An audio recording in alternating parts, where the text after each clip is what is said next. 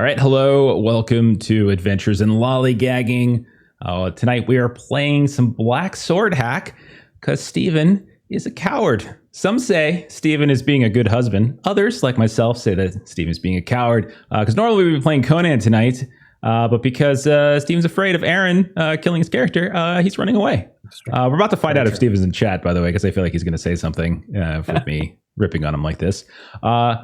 But the good news is that we're playing more Black Sword Hack because we really like it. We played it a few times. I think this is our fourth game of it. We played it here and there, and it's just these little one shots, somewhat loosely connected, but yeah, and we're interested. And every time we've had someone new playing it, which is great. So Aaron, Maitre are hopping in tonight. I think it's the first time both of you have played it. Yep. Melissa Long and Ashley have all played in it before. So we have some repeat characters, we have some new characters, and there we go. So it's not a very difficult game to play. If you haven't checked it out yet, you can, if you're in the Twitch chat, just use the BSH command and you can kind of see a link to where the Merry Mushman, the publishers, you can grab it there. If you're watching this later on YouTube, just check the show notes and you can find a link if you want to get your own copy. And I would also recommend that if you decide to get the game, also get this little Chaos Crier zine right here, which is really cool, as it has a lot of extra stuff for Black Sword Hack as well. Some of the stuff I used in the Spire and the Sea one that we did a couple weeks back. So that was a lot of fun. So I think we're just going to dive in. We will do character introductions in the middle of the game, as opposed to just kind of going around doing a round table. We'll do like an in-game round table, and we'll go from there. So let's start it up. So we're gonna say, what do we want to do? I'll throw some music out here. So whether by fate, skill, luck, whatever you want to call it, your travels, the five of you, and perhaps more, or maybe there's more in your party as well, have led you to a place known, or to a place known as the Dream Caravan of Razak Or. You have been, you've heard about this place. It is a very fabled caravan, rumored, renowned across many a land, but it's little seen in the civilized places of the world. But fortunate for all of you that you are not anywhere civilized, as you have been trudging through the last month or more these long and desolate lands called the Tide Wastes. And you've been getting battered by salt winds. You've been getting beat down by heat. You can tell I prepped this today. Desperate predators that have very little meat on their bones that have attacked you every now and then. And every few days, as you've found, after a few weeks, you found this caravan, and you've been traveling a bit with it. Every 3 days, more wanderers and pilgrims kind of stumble into this caravan, hungry, tired. Caravan takes them in and provides, somehow, always provides food, drink, wine, rest. It's equal parts merchant caravan, or merchant train, I should say, carnival, commune in some ways.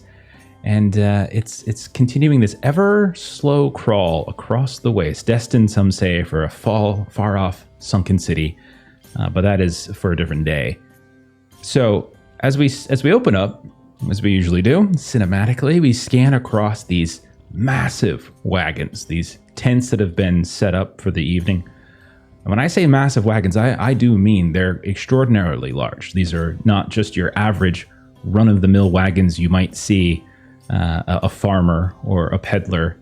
These are massive things into their own right, larger than buildings themselves, with these huge, huge wheels, these burden beasts that are some massive mutation of ox that seem to be pulling them here and there.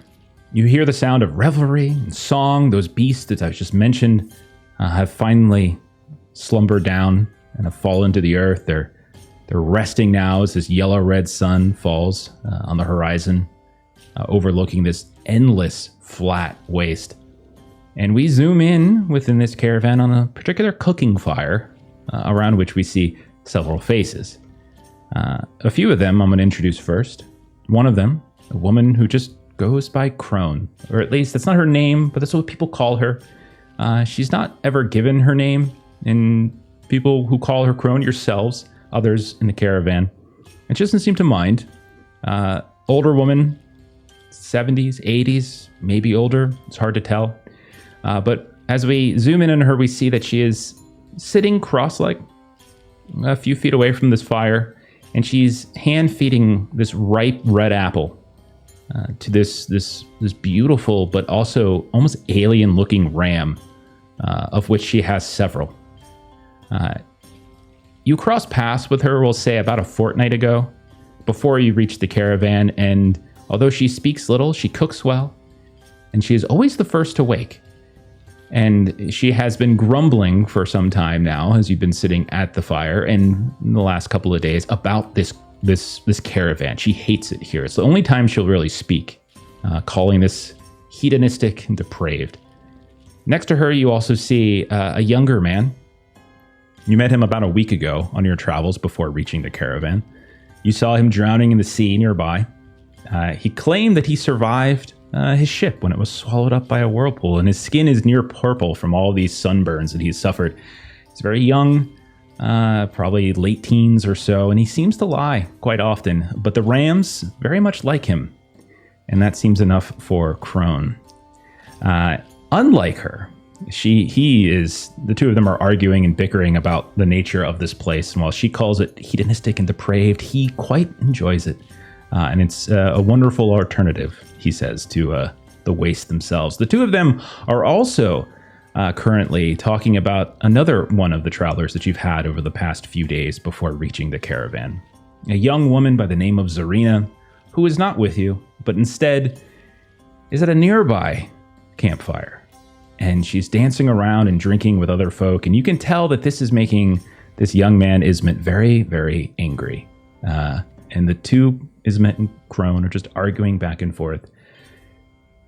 The camera's going to sort of spin around a little bit. We see her, we see the old Crone, we see the dancing woman, we see all these other places, and then we start looking at you all. So let's go through and see who we're sitting next to. So sitting next to these people at the fire. So we're going to start with Melissa Lark Tanley. Tell us who we see sitting at the fire with this old crone woman and this young purple-skinned man. What are you doing? If you're contributing to the conversation, anything like that. Hello, Lark Tanley.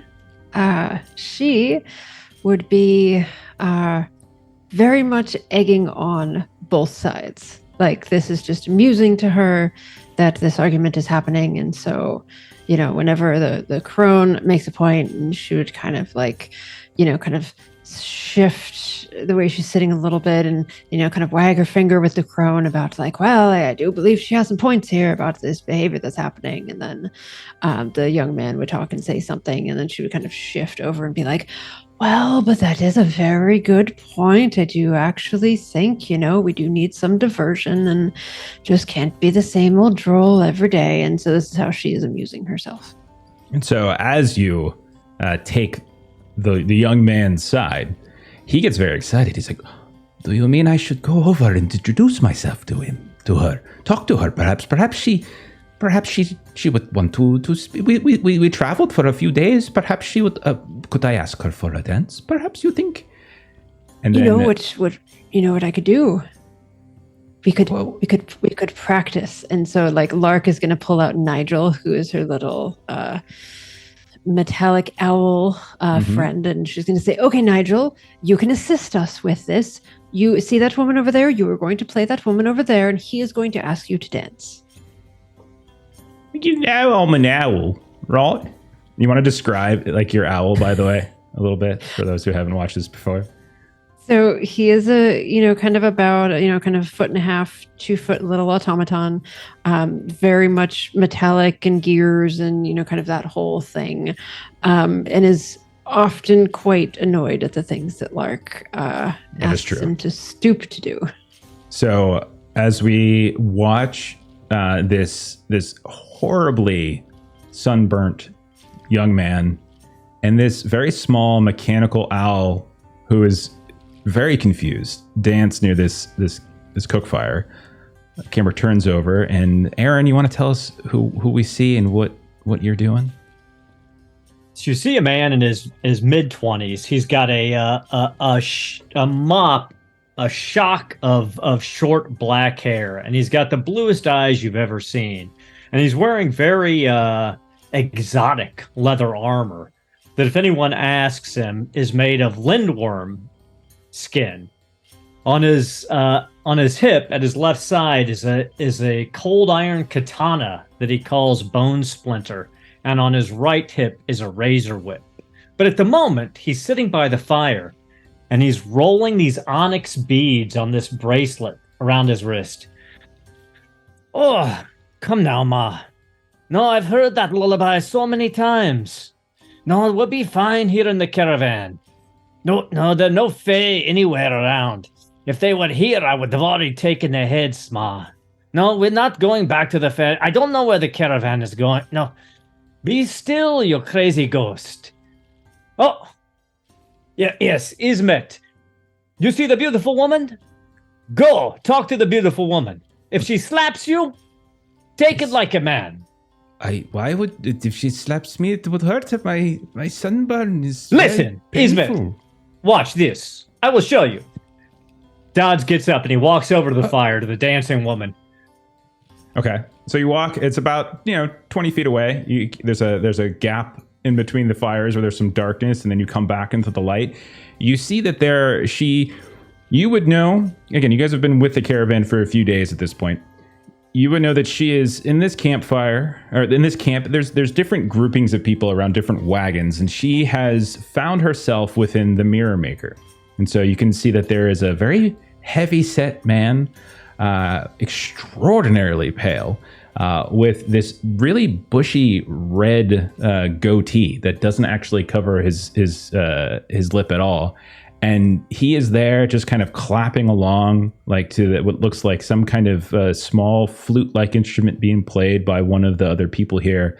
And this young woman, Zarina, and a few of his other younger folk, are kind of dancing almost like they're entertaining in a way. And you see them just kind of spinning and moving and spinning and moving as you step up. No one seems to disallow you from showing up. They don't look at you strangely or anything like that. It's a free move around the caravan. He bows very low and elaborate to this man, and then he just inserts himself into the dance. And he gets close to Zarina, and he's like, Zarina, my dear, do you know Ismet at the other fire over there? And as she's kind of spinning here and there, and her arms are sort of moving in this very kind of fluid manner, and she looks at you, and you traveled with her for a few days prior to the caravan. She looks at you as if she has no idea who you are, and then she looks over towards where you're pointing. Do you mean that hideous one that looks like a plum? No, I have no interest in this one. That's perfectly all right. He's going to come over here anyway and ask you to dance. It is what it is. Slap him, let him down easy, it does not matter. But what I need you to do at this moment is slap me hard across the face so he can see that he can take it like a man. She do me this favor. Considers this for a moment, and then she rears back, and with this huge, almost haymaker-like sweep, right across the face. That's not going to call any damage or any of that, but she whacks you right across the face, and you can see, by the way, she's like a little bit of anger comes over her face. Like, you don't think she was play acting at that, actually. You are a beautiful goddess, I tell you, and that was one hell of a slap. Yes, no, Mama, no, I am not interested in the girl. I know we have things to do. Thank you so kindly for the slap, and I look forward to our next opportunity to dance. And then he just leaves. Goes back to the fire. And as you come back to the fire, you're going to pass by, we'll say, Maya, Maitre, do you want to tell us about Maya? What do we see? What is Maya doing? Maya is super dark skin, so dark that it's almost blue. Like it's such dark black that it's almost blue. And she has this really terrible mohawk that she's obviously shaved herself, and just looks like she's kind of lost a fight with a lawnmower. And she's got got these giant goggles on, and she's just rippling with muscles, and she has no business being this beefy because she's sitting there like meticulously tinkering with these big goggles that were on her head, and she's taken off and she's kind of tinkering with them, and she looks up at all of this. She's like, "That was with her? That was with me if you want." And if his purple skin could show a blush, it probably would be at this point. As he stops, nearly stumbles over Nigel, and Nigel like, "Oh, I can't watch where you're putting your foot. Oh, goodness." And Nigel will step over towards Lark at that point, like, if she were my keeper, she probably wouldn't make me dance around the fire. And Ismet will come over like a bumbling idiot. He'll accidentally step in the fire, and you see, and he kind of kicks off, kicks his foot around, throws some dirt over top of it, and he'll kind of reach out with this absolutely terrible attempt at this flamboyant and gracious bow and try to take Maya up on this offer to dance. I will happily dance with him, and seeing that he's a terrible dancer, we'll try and teach like a really basic salsa. Like, okay, we're gonna move on the 4 and the 8. Okay, 1, 2, 3, 4, 5, 6, 7, 8.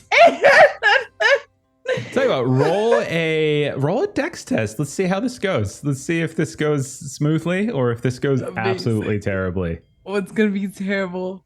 No, how did it? Okay, Dan must be in the audience because I have succeeded. You rolled a 4. You rolled a 4. So if this is your first time with Black Show at Hack, it's a roll under game. Everything's your stats. You got your 6, kind of generic stats, strength, dex, etc. And you roll under your score, and you got a success. And so, yes, it's awkward going, especially since he's continually complaining, not just about his sunburns, but now about a burned foot. But you manage to keep his attention, and the two of you are moving about. It's a little awkward at times as you look around. You kind of look over his shoulder here and there, as you're probably a little bit taller than him because he's not a very big man. And you can see that the eyes of the rams are just kind of watching you. Like they're kind of shifting and moving and the kind of glistening with the firelight from the campfire as they're just sort of watching you. One of them is being fed at a time. And so there's a total of 5, and they're not very big, and they have these extraordinarily intricate horns that wrap around the sides of their heads.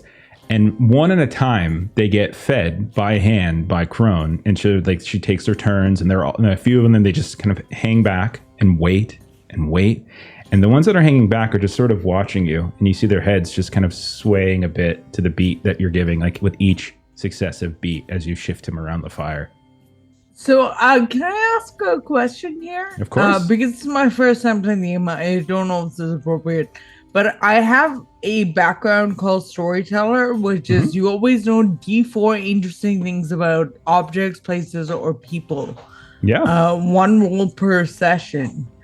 In this moment, would I be able to roll and find out what's resonating with these rams? Yeah, roll a D4. Roll a D4. And now, is it about Crone? Is it about this caravan? I want to know what the rams are watching. Like, is it the movement? Is it are the people on the beats? Like, what's striking them? I got about 3. Okay, so you got 3. So there's 3 bits of information I'll give you. One is pretty simple and pretty obvious, is that they are strangely and extraordinarily well trained in a manner that belies the nature. Like they're almost domesticated in the way that a dog or a cat might be domesticated, and they take commands. And the few times that Crone talks, half of those times she's talking to the rams, giving them orders, giving them things to do. You also would know I would say another piece of information you would know is that there have been times where Crone has exhibited certain magical qualities to her. The fact that she has survived as a very elder woman in this specific stretch of land is in itself miraculous. And secondly, she always seems to be able to produce an apple, and you have no earthly idea where it comes from. Like she had no luggage with her. She had no bag, no sack. She's just kind of came along. She's been very kind for the most part. But that has always been very curious. So you probably suspect some sort of magical origin. And then I would say the third thing is that the eyes of the rams are not consistent with the types of eyes that you've seen of other rams across the world. They do not have that same kind of look. They look far more empathetic, almost human in some ways.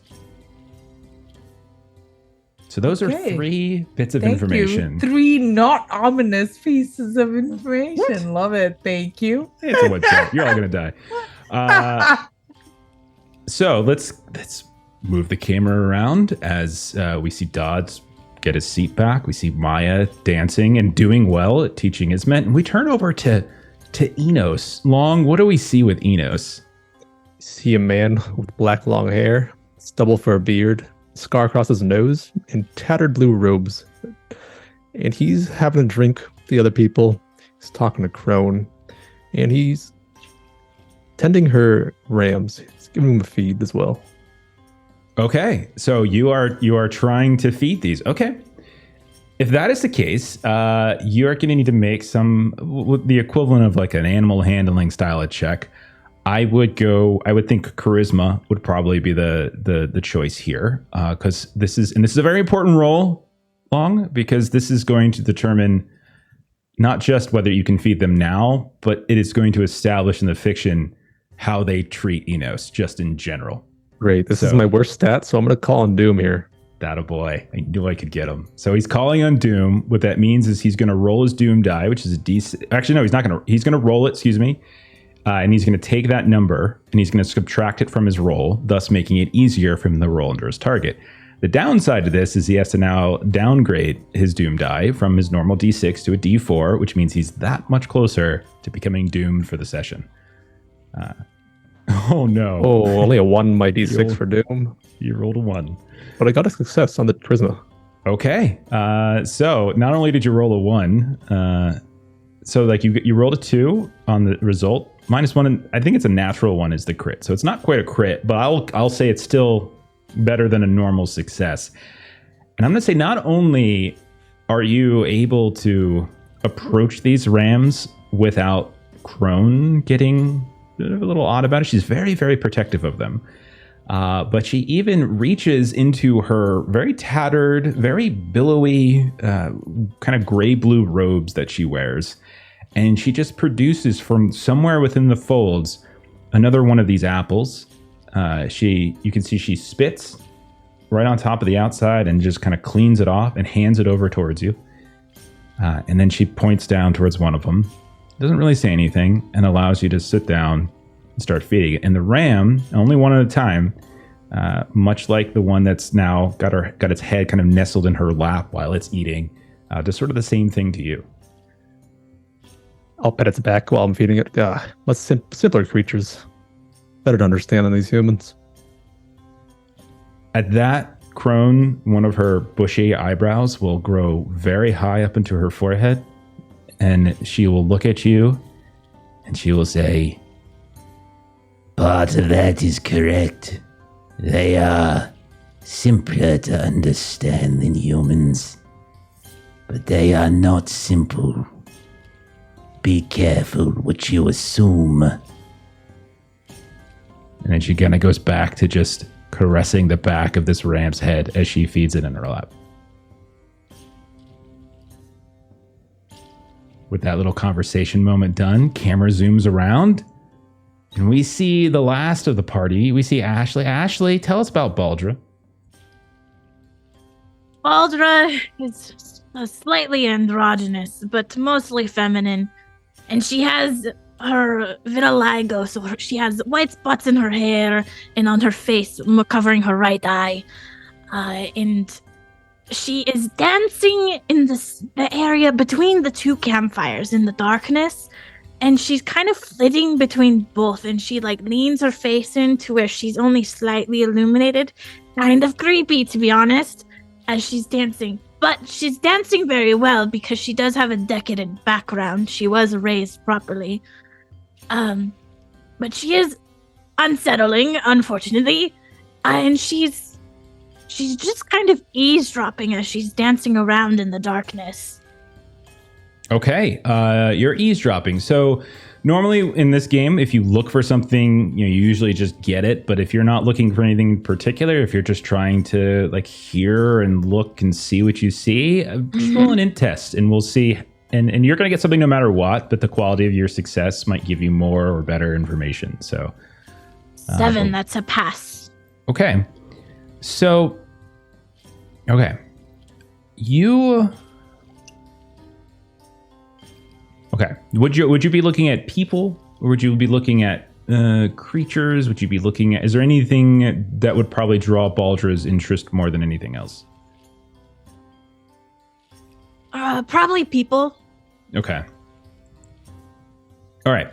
So there are many smaller wagons amongst these gigantic ones. There is this enormous wagon that is the one that is said to be the home and the headquarters of the namesake of the caravan, Razak Or. There is no one really ever sees him too much. Occasionally they can see him kind of peek out into the top of a balcony kind of built into the top of this wagon well above, and usually kind of in a shadowy look to him. But he has an apprentice, an assistant, Camille, who is like a dream peddler, and he'll sell these things. And so you see him, Camille, at the base of that massive wagon. He's packing up what looks to be a series of these small vials and liquids that he had on display every now and then, or that he was experimenting with throughout the day. And you do see at a certain point, he steps over into the shadows, and in the most sort of bizarre manner, he kind of gets into a conversation with one of these large burden beasts that pull this huge wagon. And as you're watching, you're certain that beast is talking back. Like you can see them, you can't quite hear it at this distance, but you can kind of barely see it every now and then as the flickering light kind of casts in that direction. And they look like they're conversing, like actively having a conversation. So that's one thing you'll get. And since you pass, I'll give you a second one too.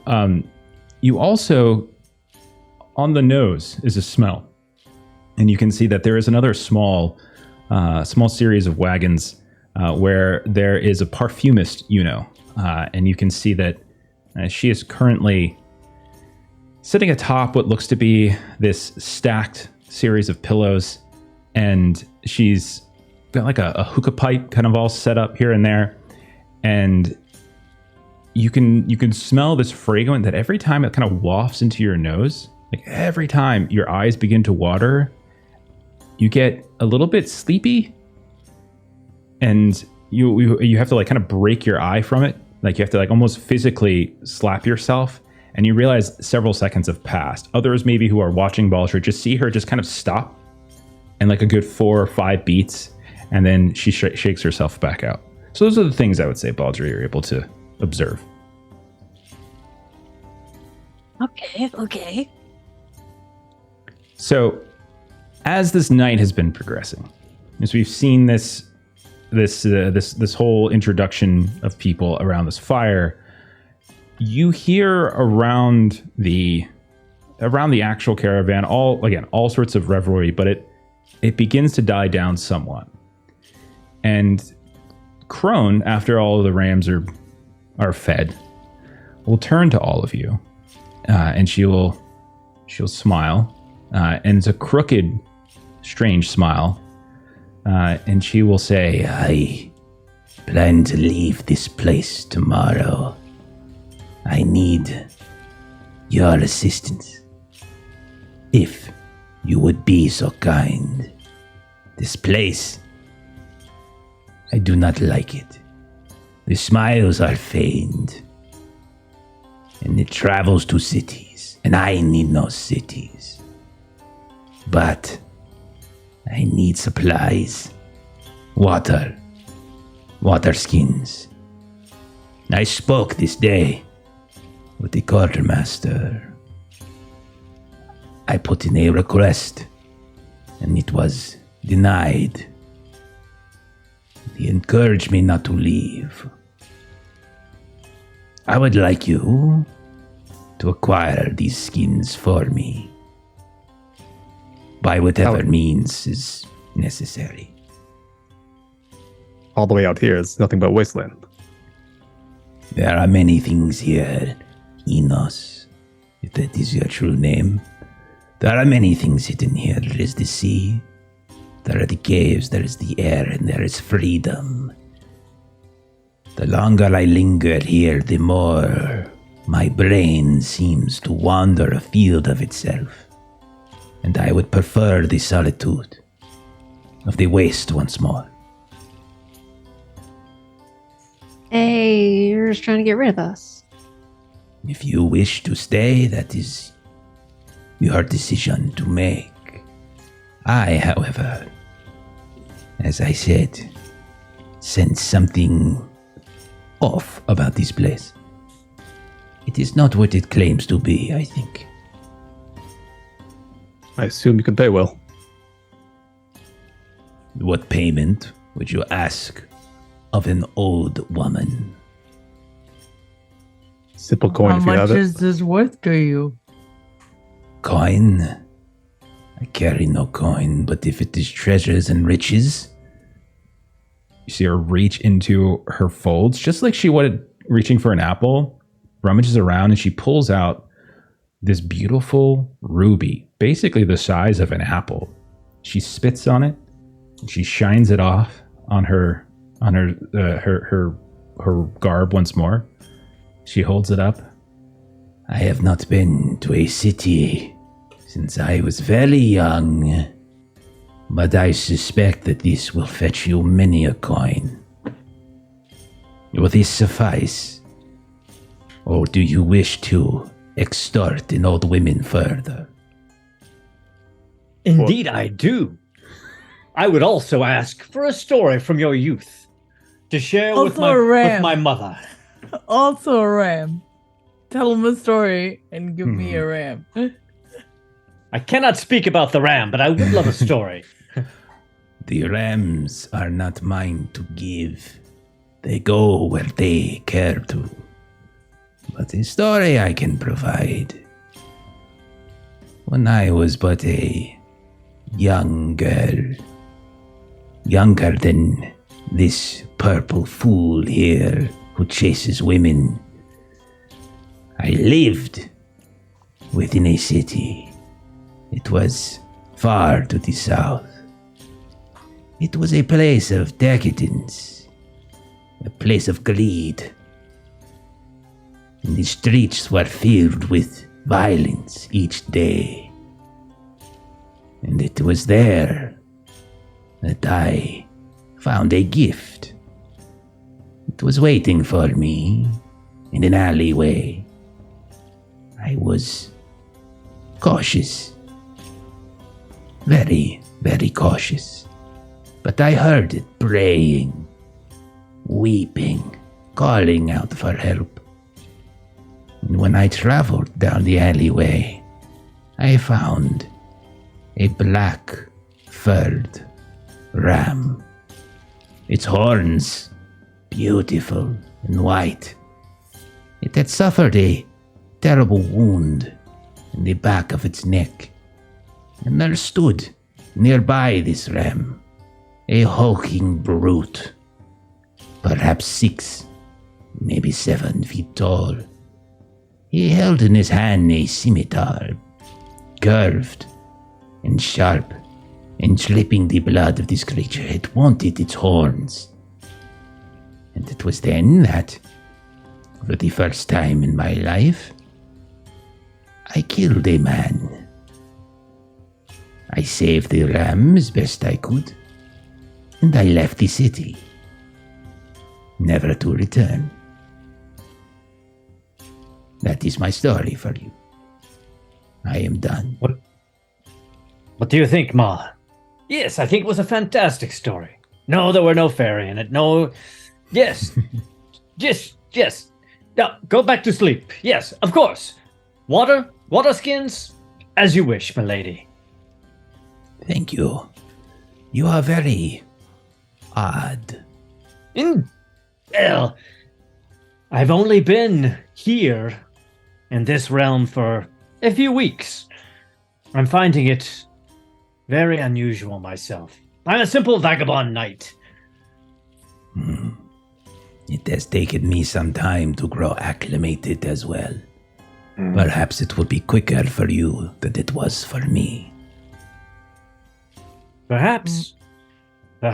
Though my mother tells me that this is definitely not her realm. But who is to say? We'll get your water skins, and I appreciate your story. She looks around, like the caravan specifically. Oh, I can guarantee your mother has no hold over this place. No. She died horribly in the belly of a lindworm when I was, well, still within her. She was but a peasant. My condolences for your loss. I never knew her. I was raised by the Fae, and I hated them. But they were quite... Well, no. Yes, Mother, I know. I will get around to killing them eventually, but we have to get back there first. Never mind. Where was I? Waterskins, indeed. Yes. Yes. So she looks at the rest of you. And how are the rest of you responding to the story, to Duds, to anything? So Lark has this like very, very long kind of curly red hair. And so she's just kind of looking around. And so she's just like putting her hair up and kind of like getting Nigel packed back. And so she's just kind of like, we have a ways to go, ways to travel. Yes, we have things to do. Yes. Okay, great. I know, right? So she's like Nigel, like back in her, kind of backpack up. We're off. Yes. I can feel pain,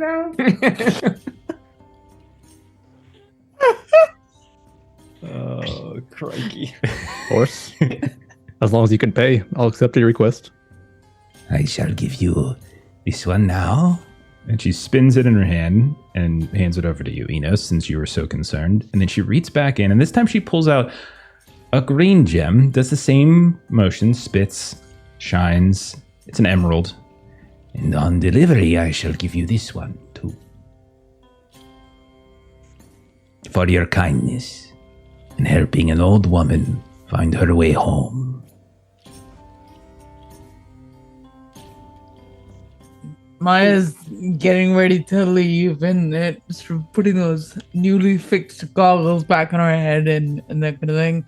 And we'll first kind of lean over to Baldra. What's a vagabond knight? That's right. I never come across one before personally. But maybe they tell stories.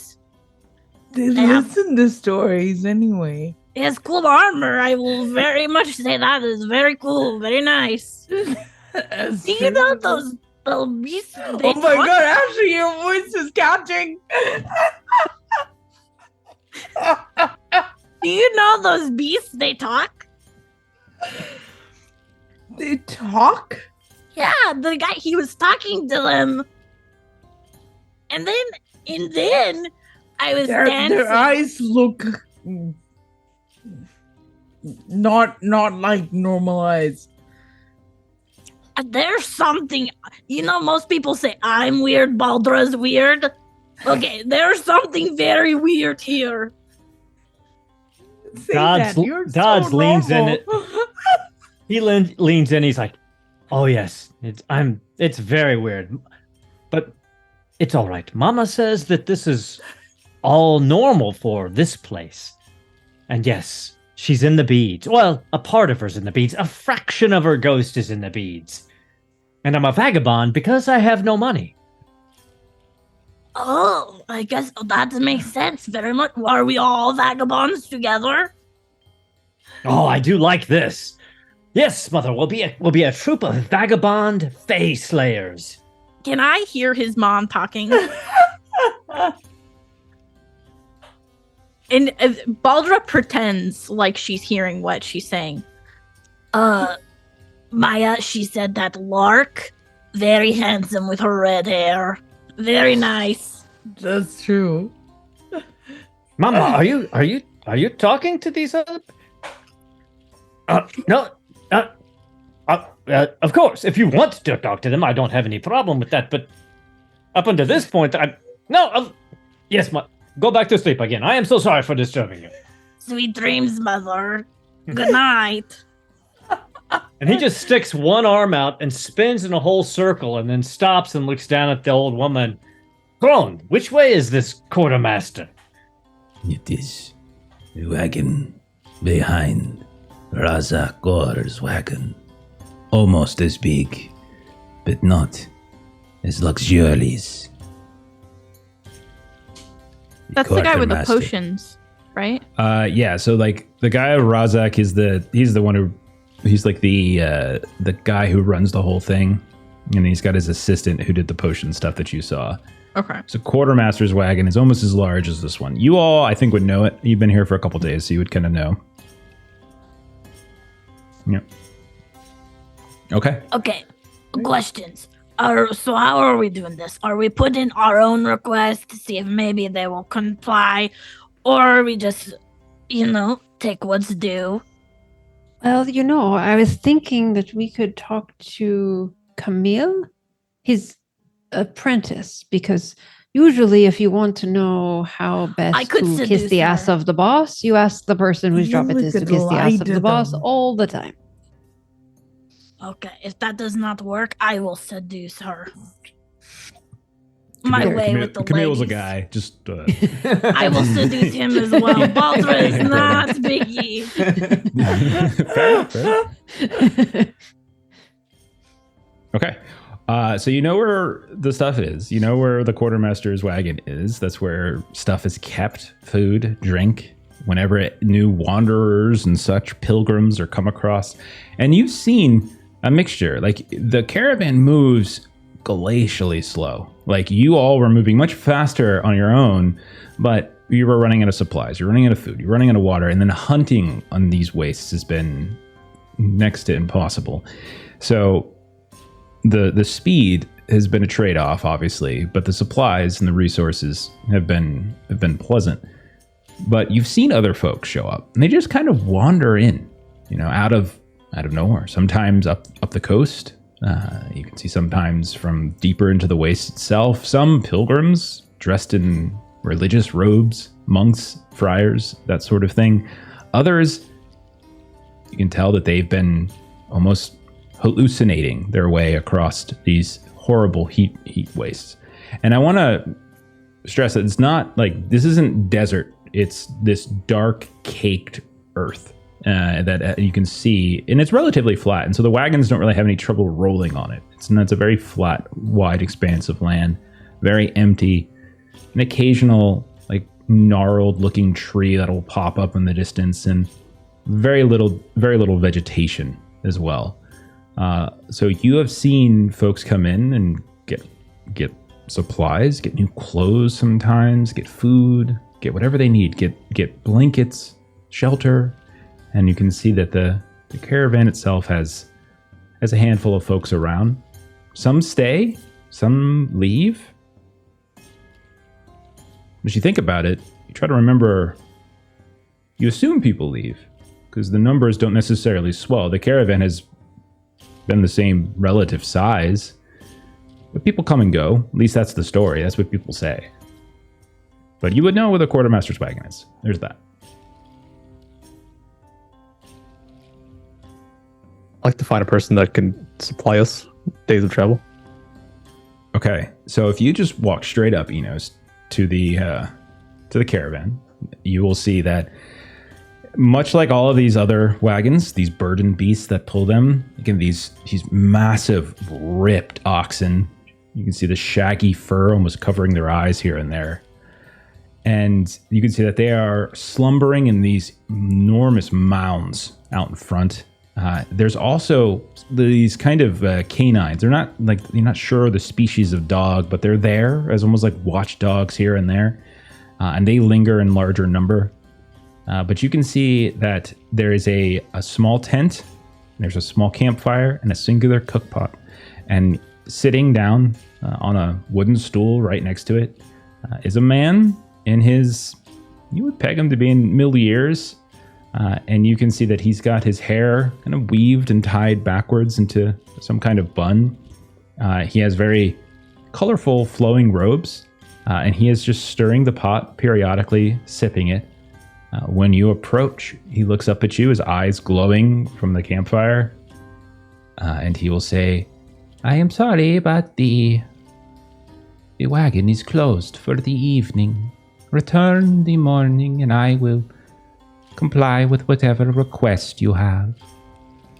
Do you have enough spare rations for 5 people?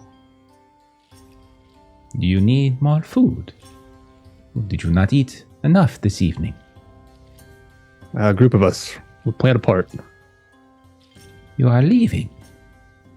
We came and now we're going. Oh, I see. And where is it that is your destination? Looking for water skins. Somewhere in the waste.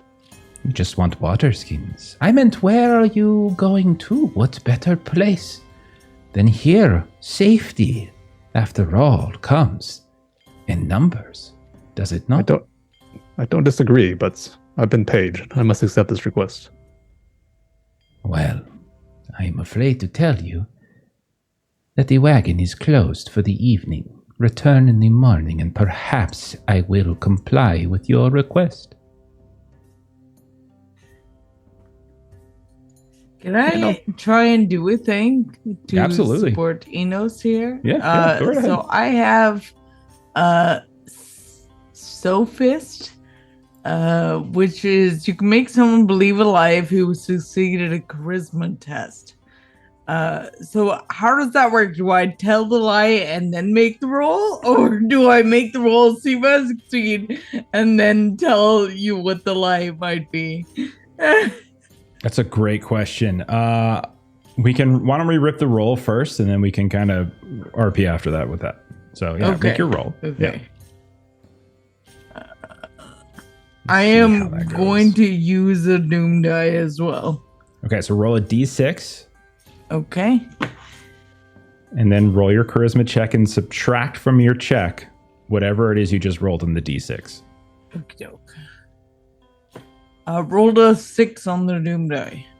Okay, so then roll your charisma test. Okey-doke. Okay. So you pass no matter what, but then you roll a 6 on top of it. So whatever lie you come up with, they are most certainly going to believe you. Okay. I want to very quickly before we get into this, I want to put a boundary on something here though. They will believe whatever lie you tell them, but it doesn't necessarily mean they're going to comply with the request that Enos Sure. has. Okay. I just want to make sure that's there. Sure. Make sure that's there. Okay. So the okay. I don't know if I'm allowed to do this. But you let me know if We'll if find I'm out. not. Go for it. But I want to ask my compatriots and tell them I'm pretty sure I know how to sing this dude's song. Do you think maybe we should just ask him to tell him that we're allowed to go out on an errand for the quartermaster, and that's why we need supplies?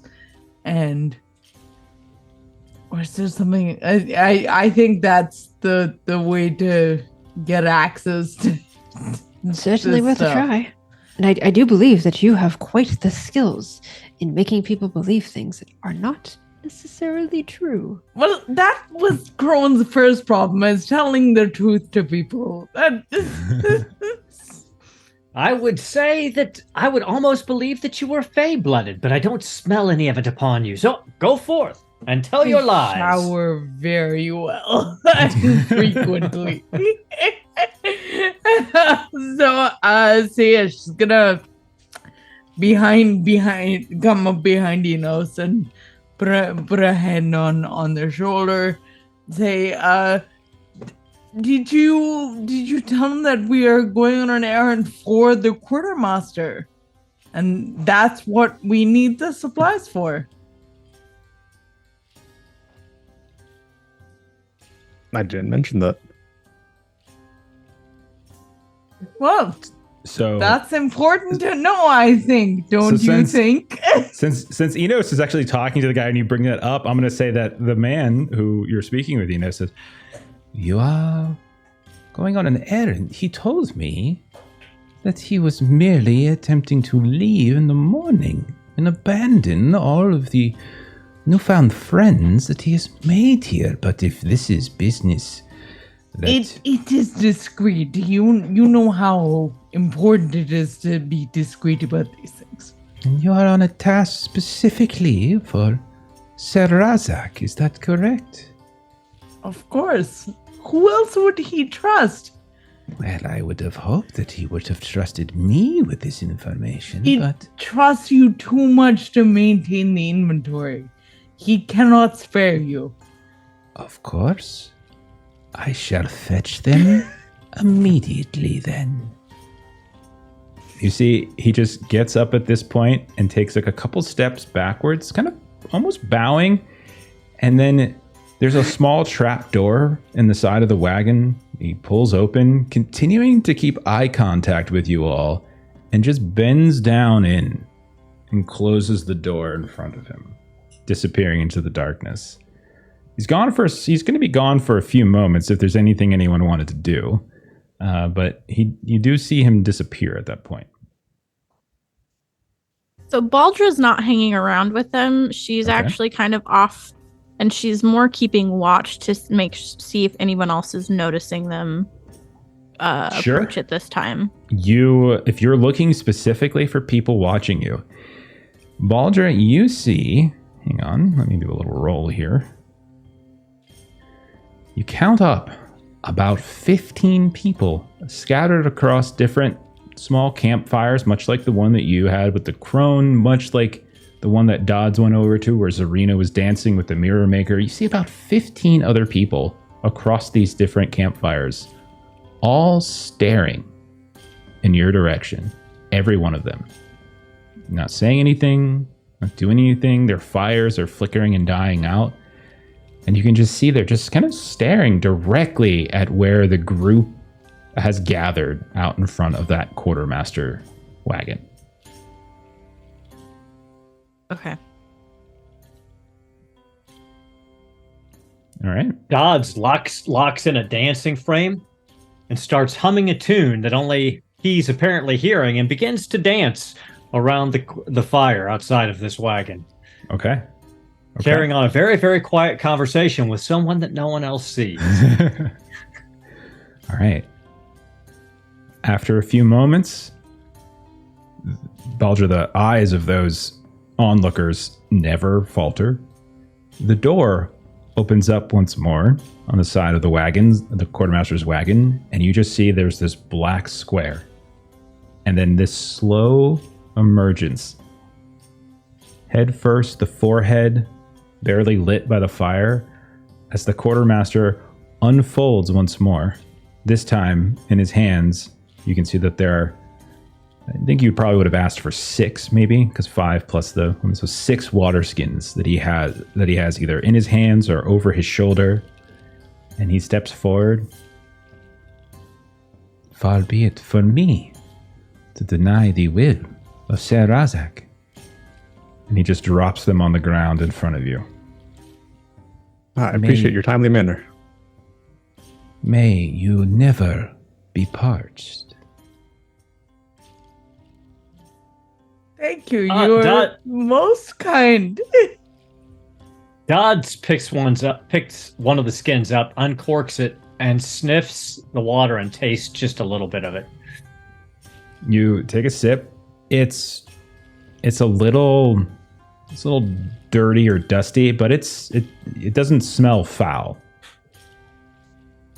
This is fabulous water. Thank you so much. You are most welcome. Am I? I don't know if I feel most welcome, but I appreciate the sentiment anyway.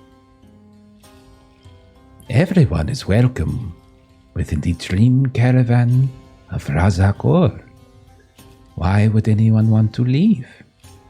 Except I if they can't are, imagine. of course, on business. But doesn't everyone have business, even if it is their own? Ah, that is a fair point. Is there anything else I can do for you to make your business easier? Not that I can think of. My husband's scooping up the water skins whenever it does. Okay. That doesn't happen. Like trying to leave as quickly as possible. Okay. So Lark is going to go over to Enos and just sort of elbow him. Enos, Is there a problem? was our task not to just get water skins? And we just got 6 water skins. Can we not just bring them back to her and get the other gem? Thought so too, but it felt like the old crone. She wanted to be somewhere, not here. Oh, I thought that was going to be the easiest 2 gems I've ever earned. Walk over here, have a conversation, lie a little bit, go back over there and get gem number 2. We can ask her about it. Let's see what she says. So you begin moving back. You have your skins.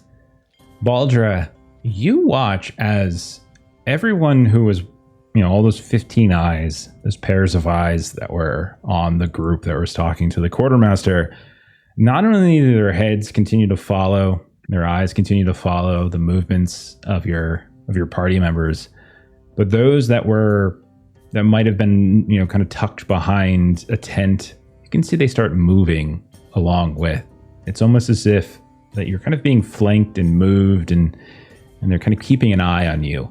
They never get closer necessarily. They keep a certain distance, but you can tell when there's people watching you. Like they're just utterly watching you. And it's an array of folk. Like you can see that amongst those 15, there are what looks like merchants or crafters, some that look like guards, some that just look like, waifs and vagabonds that have stumbled out of the wastelands, sickly in appearance. But all of them move. Same speed, very calm, very patient, but they all are watching you as you all return to the camp where you left the crone. When you get there, she's still there. Her rams are all splayed out around her, sleeping. You can see the sides up and down, up and down. Her eyes are closed, and she's in kind of like a meditation pose, her legs crossed and her arms extended out over her knees. And you see Ismet is not here. He's not here. There's a handful of bedrolls and maybe a tent or two, but you don't see him in any of those either. But you return, and you have the water skins in hand. You say anything when you give them to her, Enos and Maya and everybody? On some water skins for a travel. I'm assuming these aren't the ones you're looking for. I was not looking for And she never opens her eyes, by the way. I was not looking for a particular set of water skins. I just wanted water for the rams. If these are what I have asked for, then I shall provide you the emerald. Aldra believes that we should leave as well. Do we give her the water skin, or do we take the water skin? Well, we did enter into a deal. And as everyone knows, you must adhere to your deal. We give her the water skins. Yes, and we go. Oh, indeed, of course. So, does anyone give her one? Eyes closed, again, meditative state. She got her legs crossed. she grabs whatever one, you kind of place it in front of her. She picks it up without ever opening her eyes, and she just kind of runs her hand down it a bit. This is not water. She uncorks the top, upends it, and you just see this like dusty gray matter just start falling from it. Oh, Trixie. Oh, so Trixie. Ozzy said this was water. Right. Oh, it was. Well, at least I thought it was, but I'm here to tell you, nothing ever is what it appears to be. I spent most of my life learning that. I thought the lesson was past, but apparently I am still the student. Yes, Mother, I know. I failed. But we can return to the wagon, enter ourselves, and find the water.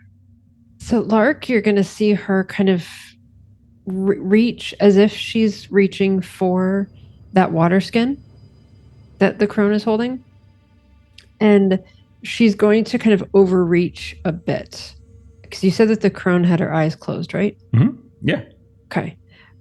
So in the kind of end of her cuff, she has an injectable truth serum. Okay. Oh, yes. So when she kind of reaches for it, she's going to kind of jab that into the backside of the crone's palm. Okay, you're going to need to roll a dex test for this first, and you're going to need to add 6 to your score. Cool. She is a level 9. Oh, no. I'm just going to roll this in here. So I failed anyway, even when I rolled a 19. Okay. You're as careful as you can be, as quiet as can be. You try to reach out, and her hand, just quicker than you would imagine a woman of her age able to move, flips over, grabs you by the wrist, and she says, "Is that how you treat a friend?" And her grip is extraordinarily strong, to the point where your hand starts to shake and hurt. And whatever needle you have, you just let it drop from your hand. And once it does, she lets it go. Hey, oh, that's painful. Is there a problem, Lark? Sometimes we ask questions and answers take a long time, and sometimes I get impatient and I just try to get answers quickly. And other times I get my hand broken. These are valuable lessons to be learned, indeed. Baldra, you've been keeping an eye on stuff. I was going to say, I'm like, are they closer? No, they have maintained the same space, the same distance. No, like they never have gotten closer, but you do feel the eyes on you, like very, very noticeably. But then you see something or someone stumbling towards you, and you realize it is Ismet again, the sunburned boy, the purple skin, the crush on Zarina. And he stumbles towards you, and you can see that he has like a terrifying look on his face, and he's just like, "She's dead. She is dead. I saw her. She is dead. I did not kill her. I promise. I did not kill her, but she is dead. Please, please, help. I need your help." And he's just kind of grabbing onto your arm, Baldra, and just sort of begging for help. I went to see her. I went to see her. I felt invigorated from the dance with Maya from Dodds. I knew I could convince her that I am the one that she will love. But she was already dead. She was dried up like a plum left in the sun. Oh, please. What does such a thing? There are so many things that do such a thing. So many things. That's true. I do not. I will go look at the body with you in a moment. And she turns and she looks at Enos and Lark and Dodds, and we are being watched very carefully. Do not feel it upon your skin. Oh, of course. I'm always being watched. I'm quite flamboyant. Everyone sees me. No, this is worse. The moment you approached the merchant, their eyes swiveled and they all watched you intently. And you are just now telling us? Well, I was watching. Oh, But I see. they're still watching. And now this happens? Dodds, will So- you go with me to see the body? Oh, Of course. It won't be the first desiccated corpse I've seen. I should tell you about the spider people and the yes, Mother, I know we don't have time for this. Okay, let us go. So Dodds and Baldra are heading over in the direction of the Mirror Makers camp where Zareen and like Ismet is bringing you.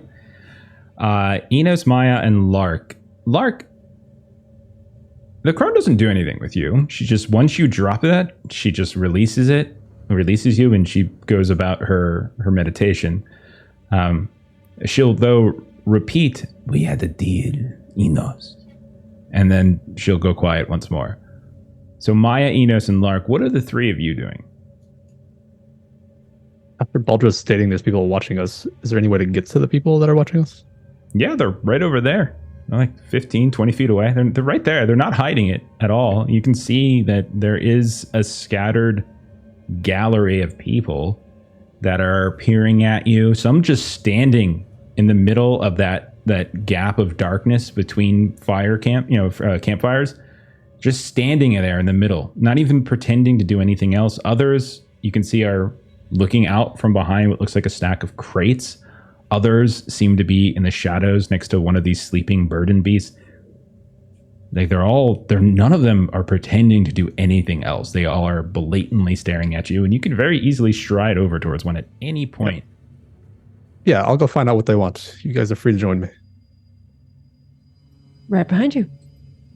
Okay, is there any one kind of person that you want to go, or? Not in particular. Whoever's staring, I'll just go up to them. All right. Can I help you, friend? Okay. Oh, no. Okay. You head over, and you manage to get into it's another camp. Another one. Again, there's a series of campfires. There's a whole thing. It's just a series of these, like a nexus of various campfires. And you go up, and you can see that there is a woman who's probably about 6'4", 6'5", enormously tall. She very much like Maya, extremely dark skin, but she is not nearly as muscular as Maya. She's much more lithe. You can see that she wears what looks like some kind of copper type necklace over her chest, and she has almost like a crown over her shoulder, over her forehead. And you can see sticking up from behind one of her shoulders, there is a very impressive looking spear. And this is who you stride up to. How tall is Enos? He's like 5'9". Okay, so you're looking up. Your head is kind of craning as you look up at her.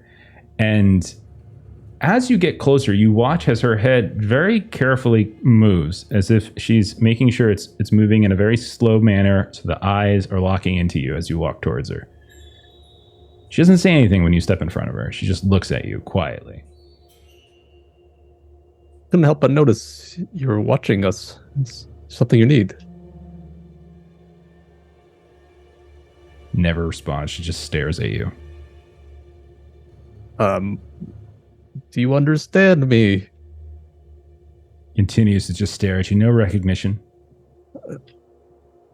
Maya Lark, have you seen this? Maya will reach out and wave in front of her face. Okay, that's interesting. You do see the slightest of movement in her mouth. You're not sure if it's clenching or if it looks like she's getting ready to speak, but then decides against it. Her eyes never shift. Like they remain fixed on Enos. But you do see, like, it looks like almost like her jaw kind of shifted a little bit.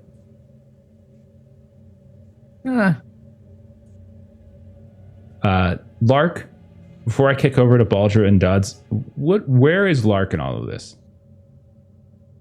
So we were kind of in line there. Kind of Enos kind of went up first, and then Maya kind of went up first, and so Lark is kind of behind the two of them. Okay. And she is reaching for her Inquisitor's longsword. Okay. and she's just gonna kind of like just try to like she's not trying to cause injury, but just kind of trying to like poke this woman in the shoulder, just like hello. Not trying to cause injury. Hello? I'm just poking her with an executioner's longsword. Trying to cause injury. Melissa's so irresponsible with her weaponry. I'm just trying to be annoying. I'm not trying to be illegal. You can just poke her, with your finger. No danger. Okay, so as the blade gets close, before it's able to actually touch her skin, you see the mouth open, and you see unfurling out of it this dusty gray tongue tentacle. You're not sure what. It just curls out and wraps itself around the blade before it's able to actually contact the skin. With that, we'll move over to Dodds and Baldra, who the Mirror Maker's camp is where you're going, which is again not far away. So it's a quick, you guys are not that far away from each other. A quick shout, you can hear each other, that kind of stuff. But you're in a different camp. And so you head over, you can see that they've packed up for the night, or they've gone to bed. There's a series of tents here and there, and Ismit's pointing at them. She was in there. She was in there. In there. I did not do it. I promise you, I did not do it. I am not a murderer. And you don't see any signs of the people that were here before when you came, Dodds. You don't see the very pale man with the bushy red goatee. You don't see anything like that. So none of these people, or the flute player, anything. What do you guys want to do? Dodds walks right up to the tent that Ismet indicates, and he just pulls it out of the ground. You pull the you pull the tent out of the ground. Okay, great. So you pull it out, and you can see as you do, like the canvas kind of goes flattering a little bit. You notice as you do that, by the way, there's like no wind at all as you hold it up, and there's absolutely still. And you just you have other things to pay attention to, but it's probably something that you make a little mental note about. And you look down, and there are these colorful pillows and blankets, and you can see that in them, nestled in them, there is a body of a person probably in the 5'5", 5'6" range, except there's nothing distinguishable about them. They have no clothes on. They have no eyes. They have no hair. They just look like a sort of dried up, shriveled piece of bark. But you can very clearly tell that there are arms and legs. It has a feminine figure to it. And that is what is there. Can he take a closer look and see if there's anything that might indicate what would have caused this to happen? Okay. If you're not looking for anything in particular, just roll an int test then. If there's not like a specific cause you're looking for, you just kind of want to do an examination. That'll work. Yeah, because I don't think he would know what was causing this. But I succeeded with a 4. Okay.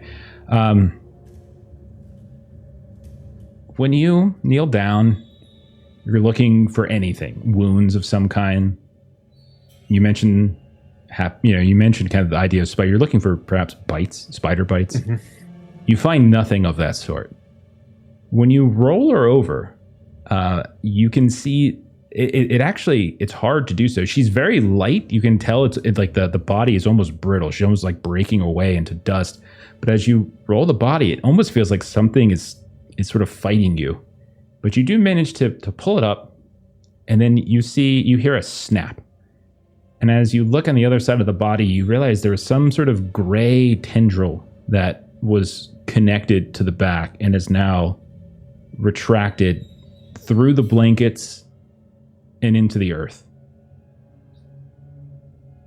But no indication of where underground, where it is connected to, where it connects back to. You move some of the blankets out of the way, and much like a gopher hole or something like that, was effectively what you're looking at. And whatever that thing was, it had come up from the hole and attached to her back, and likely is the cause. But it's not clear where that gopher hole might have connected to. There could be any network of things down there. Yes, Mother, I know. Not be still. I have to speak with Baldra. Baldra, I have some fascinating news. She says, and like while he was doing that with the body, Baldra was intently observing the people who are here to see if their rest is being disturbed or if there's, again, people still just staring. Yeah. So if you're watching, as Dodds kneels and rolls the body, you hear the shuffling and you see the flaps of some of these other tents begin to disrupt. And you see the opening flap kind of gets pulled back a bit, and you see a body just kind of flop out. And it is this pure pale white man with a very small loincloth on, big bushy red goatee. Again, not across the lip. It is the mirror maker. You've seen him before. Just sort of unfurls, just kind of flops out in no particular order. Like it doesn't walk on legs the way a normal person was, but you can see that they're just sort of rolling and flopping, but they seem to be reacting to what's going on here, and they're moving in your direction. Give you one thing before I do something. Baldra will pull out her bone bow and tell him to stop or she'll shoot. Cease your movements or I will cease them for you. There's not even a pause. They continue to go. So make your shot. Yeah, and so she'll... Absolutely. Okay. Yeah, take your shot. With a, hang on, add 1 to your score. This is a level 4 creature. Okay, cool. I rolled a 3, so... Oh yeah, you're good. Give me your damage. D6. 6, Jeff. Okay. 6 is very good. It is not, however, enough to one-shot this thing, whatever this is. Sorry, I'm getting my... So you said 6 points? Okay. Yes, sir. All right. So you fire... Can you tell I've been at work all day today? God, where'd you just that called me come sir. from? I'm like... Yeah, I did. Actually, I've known you for like 12 years. I don't think you've ever called me sir. What the hell is that? Not even in school. You're not supposed to make me feel old. That's the deal. Sorry. No, that's literally school, like work all day today. Anyways. Yes, sir. No, sir. Okay. Arrow flies out. Perfect shot. You hit him right in the side of the head somehow. They're just rolling. It doesn't seem to necessarily be, all that important, all that effective, but they continue to roll in your direction, and they're going to attempt to, they're going to attempt to give you a nice big hug. So this is, first time for a couple folks here playing this game. We're kind of going to get into some combat here. So with combat, the GM never actually rolls to attack. Instead, the player always rolls, and so they can roll. They do our defense roll, and there's a parry that you can potentially do if you have a weapon or a shield, and it makes sense that you can parry. Then you can roll a strength. Otherwise, it's a dex usually because you're dodging in some way. In this case, because you've got your bow out specifically, we're going to say dex, and especially since they're very big, and you can see they're almost kind of growing as they roll. Yeah, if he's large, Baldra would not. Much like a snowball, they're just like scooping up the earth and the blankets, and they're creating this larger and larger mass that is rolling in your direction and begins to try to wrap around you. So this is going to be a dex test for you. Again, add 1 to your roll. Got it. Okay, so I'm looking for anything below an 11. Okay, sounds good. And I failed 18. Okay.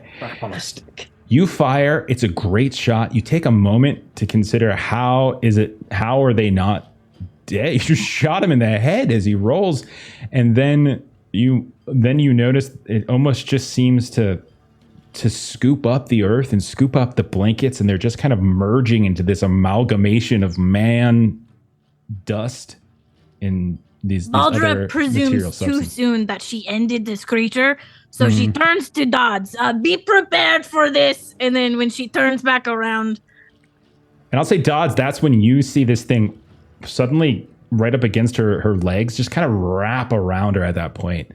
Take 7 points of damage, Baldra, as this thing wraps around you. Dodds, go ahead and you can go now. So Dodds spins around, drawing his katana and settling his shield.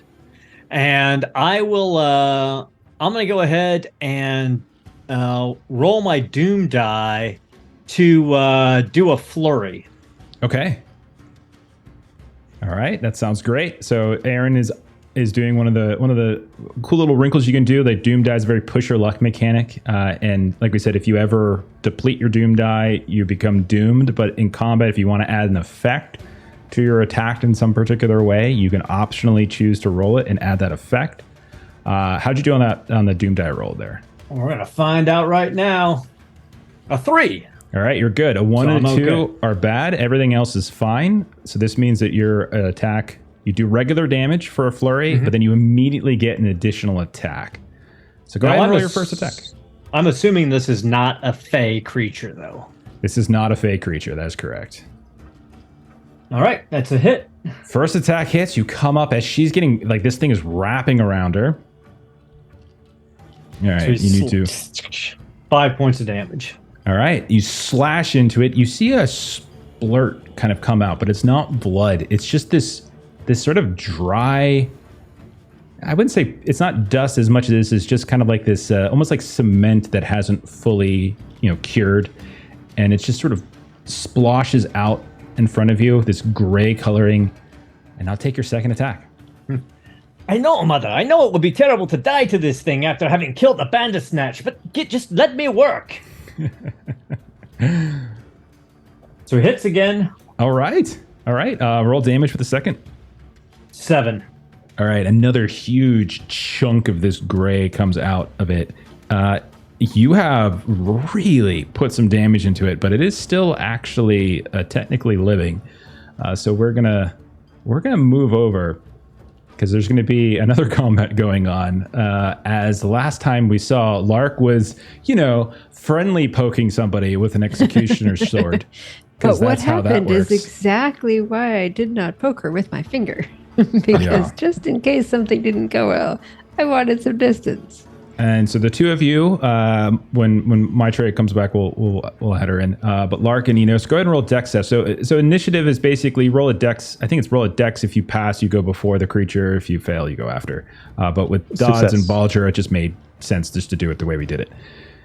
Okay, Enos, you're going to be able to go. And Lark, how'd you do? Also a success. All right, the two of you can make your attack before this creature actually does their attack. So Enos or Lark, whatever order. This little thing basically kind of wrapped itself around my longsword. Yeah. I am basically going to try to slice with my longsword and make it regret having done that.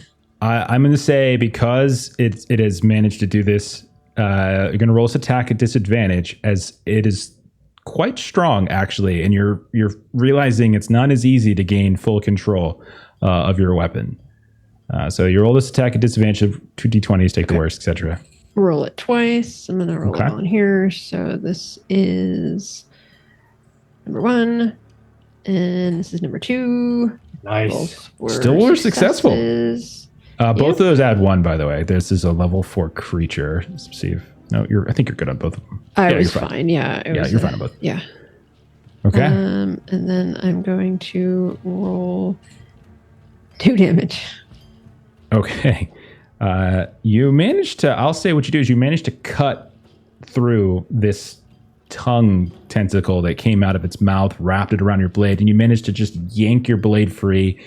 You cut through the tentacle, and similar to how I described with Dodds' attack, as you cut through that gray tentacle, you just see that kind of sludge just fly free, and it was a very dry sludge. But that is your 2 points of damage. You get a second action if there's something you wanted to do. Don't forget about that. I think I'll just kind of take a step back just to give myself a little bit of positioning. Okay. Enos, what would you like to do? My action would be just to pull out my shiv and swing up into that tentacle that popped out.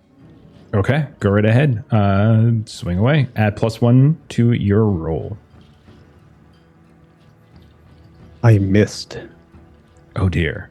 You swing, but with an alarming amount of speed. After Lark made the cut, it retracts back into her mouth, and her head just kind of flips back, almost like she's like a frog pulling back their tongue. and then it will get to go.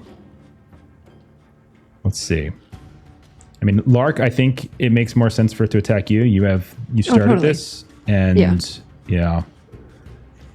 Okay. So two things are going to happen. First, after the tongue retracts into the mouth, you hear, and this is actually going to be everybody, you hear this howl, this high-pitched howl, almost like a scream come out of her voice that is immediately echoed and echoed and echoed and echoed as all of those other people that were following you all around Baldra have started to do the same thing too. And even this creature in front of you, Dodds and Baldra, that you have nearly defeated, is muffled as their body has now rolled itself over, but you can still hear that scream come out. All of you make a whiz test. Wisdom. We're having a Donald Sutherland Invasion of the Body Snatchers moment here. A little bit. Oh, Success for Lark. that was a critical fail. That was a 20. Oh, dear. That's for me. no. Okay, so Success for Baldra. those of you who succeeded, you're okay. Dodds, you critically failed. Okay, so a couple things are going to happen. First, roll your doom die for the critical fail. Okay. I'm excited, guys. All right, keep that together. Now you got to roll it again. The actual effect of this howl is to cause you to roll your doom. So roll doom a second time now. This is for the effect of the ability.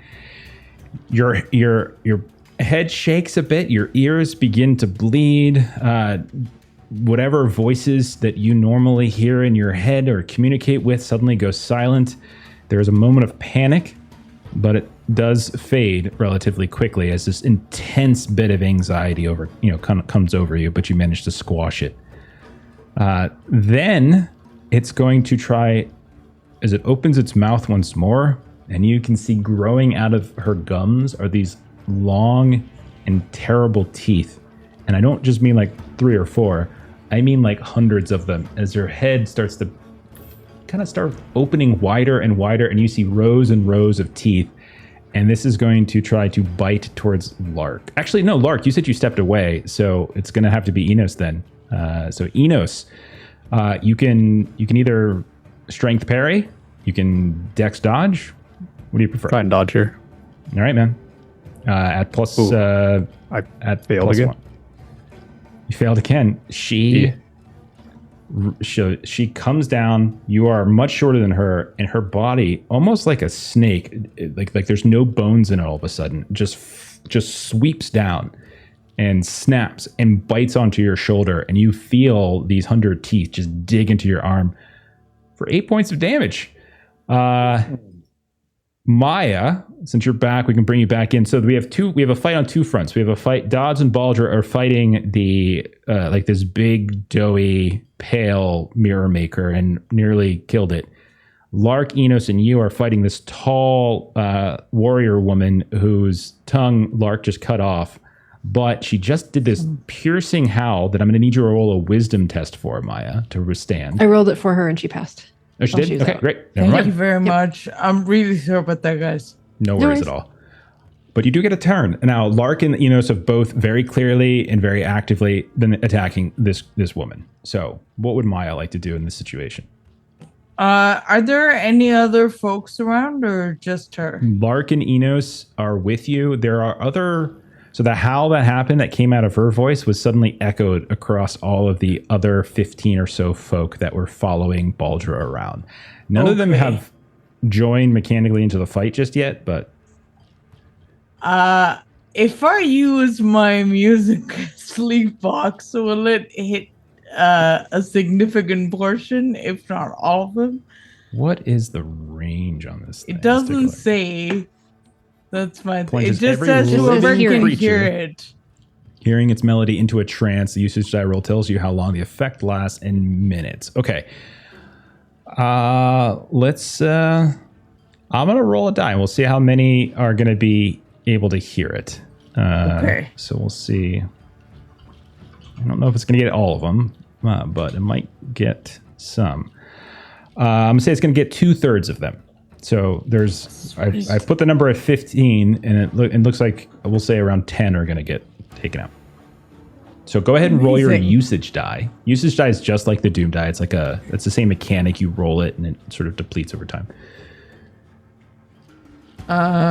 Where is the usage die on my Should just, sheet? unless it tells you otherwise, it's probably just your a D6. Yeah, it's probably just a d6.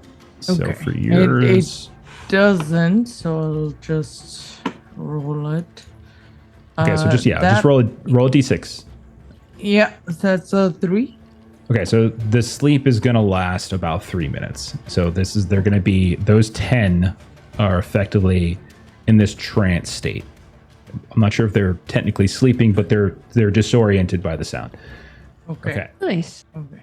And you have a Can you second. make sure the warrior woman is one of those 10? That I'm going to say no because she's actively fighting the others. Sure, and so I sure. feel like that one's probably a no. You do have a second action, though. You're right here. If you wanted, as your second action, you could still hit her if you wanted to. Yeah, if I could, that would be Yeah. great. Are you doing melee or are you doing ranged? I am doing melee. Okay. So it is it should be in your sheet. Oops. Let me see Yeah, if I I'm can- gonna use my flail. Do I Okay. just roll So, attack for weapon right next so to if it? you, on the front page, right where their weapons are listed, Mm-hmm. on the far right, there'll be a little die symbol. Just click on that and it'll roll it for you. You hit. Well, actually, there is a +1 to Oh. this thing. My This is actually mistake. going to be a fail because you rolled a 12, but this is a level 4 creature, which means you add the difference in level to your roll, which would have made that a 13, which is what your strength Okay. is. And in this game, you got to roll under. So it actually is a miss. Got it. In that Got rare- it. rare Okay, case. then we can ignore the damage roll, please. Okay. So, Dodds, Baldr, we're going to cut back over to you. There is this thing in front of you spouting this gray sludge. You've been slashing away at it. Baldr, you are hugged and wrapped up in it. I think we're going to maintain the order that we went with the first round. So Baldra, then it, then Dodds. So Baldra, what would you like to do? Baldra's gonna just attempt to take her blood metal sickle and just get the hook in its mouth or in its eye or something and then Okay. just pull. Anything like that is going to be disadvantaged as it is Fair. wrapping and causing you to have much more difficulty to slash away at it. Go right ahead, though. Wait, let me double check. Doom. I don't think you've downgraded it yet today. I have not.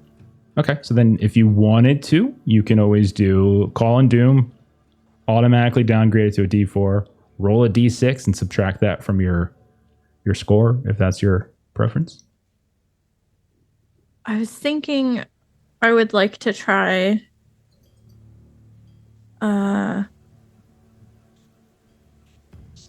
I don't know if it makes sense, but could I try to do pin down like Baldra tries to stop it from rolling? You certainly can. Yeah, I will tell you this though, because I am a kind and benevolent GM, that if you hit it, you're gonna kill it. It does not. It is spouting that gray sludge. So burning your doom die for the extra effect on a creature that's about to die, I would feel guilty okay. taking Okay, it from okay. you. Okay. Then should I still burn a doom die, you think, or No, I mean, I think if you wanted to use your doom die to call on doom and make it easier to hit, then go right ahead. oh no. But I'm I don't just think you gonna be should brave. necessarily do it for an effect. Okay, I have a 7 and a 9. And this is a +1 to it, right? +1, that is right. So, Okay. so what's your strength? 10. So 10? I fail. That is a miss. Yeah, you try as best you can, but this thing is just too wrapped up in it. It is just going to squeeze. So all you need to do on its turn is roll a dex test to try to kind of get out of this thing.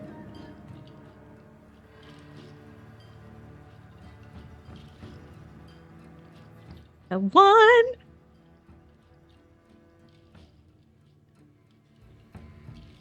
Okay, so you are able to worm your way out and this thing is squeezing and squeezing, but because of this sludge that is spouting up from the slashes that Dodge has put into it from your arrow, you do actually manage almost this like lubrication just pop out and roll away free, which then will I like lead us. to think she uses her hook as kind of like a climber's hook to Sure. like just dig into his back as she's like pulling herself up and over.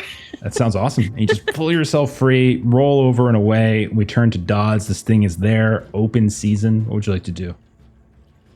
I tell you, Mother, I do not know why she was hugging the monster. Maybe they hug the monsters here. I don't know. Just let me finish it. And he swings away with his katana. All right. Go right ahead. Oh, a 2. Yeah, I hit for sure. Oh my. Okay. Just describe your kill. You're gonna be able to do damage. You're gonna be able to kill it with no matter your damage. So he kind of pirouettes into the thing and sticks the katana in, and then just does this elaborate figure 8 up through its body and pulls it out. So all of the dusty ichor flies away towards Baldra at the back. He's like, "I told you, Mata, I was not going to get messy by this thing. Sorry about that, Baldra." You look over, Balger, it's in your hair, it's on your clothes. You're just kind of Like a drowned cat. Like Yeah. Oh yeah. You just look dust in your face here and there. You must accept my sincerest apologies. The other thing I'll say, Balger, that you notice, it's moving. You feel it. The little tiny flecks of sludge, the dustiness, this even is the little specks disgusting. of dirt is moving. We're going to cut over then to Lark, Enos, and Maya, who are fighting this other one. I think all three of you can go. Yeah, all three. I can't remember where we put Maya, if it was for before or after, but Enos and Lark for sure I know went before the creatures, so go right ahead. Take your actions. I'm gonna swing back at this thing again with my longsword. Okay. That is a crit. That's a critical attack. Okay, so a critical success on an attack in this game means that you do your full amount of damage on like whatever you would normally roll on your damage die. So a 6, I think, right? Do you have an increase? Okay, Yeah. so a 6, and then you roll another one on top of it. All right, so I don't know why that's that right, keeps right? rolling. Did I just make? I know why it's rolling like that, but yeah, that Weird. should be. I don't know why it's rolling. I'm gonna double But check. yes, that is the roll. Okay. That is the Yeah. roll. Okay, so you rolled what, a 2? Yeah. So you do 8 points of damage to it. Okay. So she kind of got her, thing back, and she just kind of goes for a sweeping slice at it with her longsword. You just kind of cut right through the belly, and you just see as the belly opens, like this gray matter just spews out. You have a second action if there's anything you wanted to do. Actually, no, your first action would have been the step forward because you had stepped away. So your first action would have been the step forward. So Enos, will go to you then. What are you doing on your turn? I'm going to attempt to do flurry of blows here. Just multiple cuts across her. Okay, roll that doom die. The same thing that Dodge just did on the other side. Exhausted it. Okay, so Enos. So first of all, mechanically what this means is that he's depleted his doom die, and that means that he is now going to have disadvantage on all rolls until he rests, which is probably going to happen tonight. So for the rest of the session, you're going to be rolling everything at disadvantage unless there's some reason you would get advantage for it to cancel it out. So there's that. Plus anything that would require you to use your doom die, like you can't do that action. You can't call on doom anymore. You can't do anything like that. So there's that. What I'm going to say, what happens to you, and probably the reason why this sort of doom falls on you, is you look out at this woman who's just kind of staring at you. Her head is rearing back, but she's still looking down her eyes, and you see these large, sharp teeth. Is that you see like right down her gullet, you see something moving and shifting, and like as it's trying to push its way out.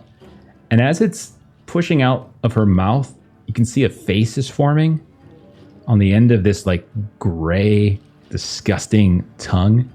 And it looks exactly like yours. And this probably spooks you a bit. This image stays with you for a little while.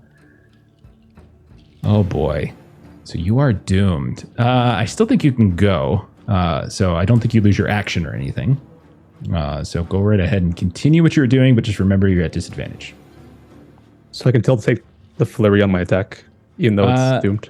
I think you can, but your attacks will be at disadvantage. Okay, so Double checking.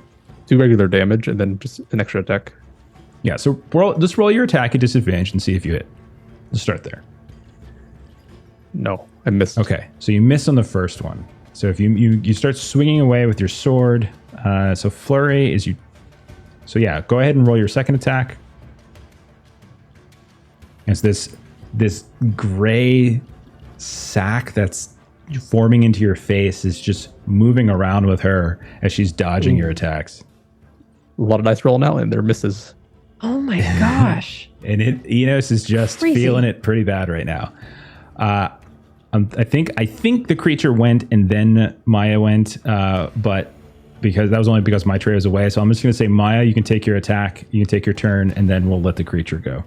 Oh, we can do it the way you guys have don't worry been about doing it. Oh, No worries. I'm just I could gonna kill every one of you in like a half second. Rockfall, everyone does.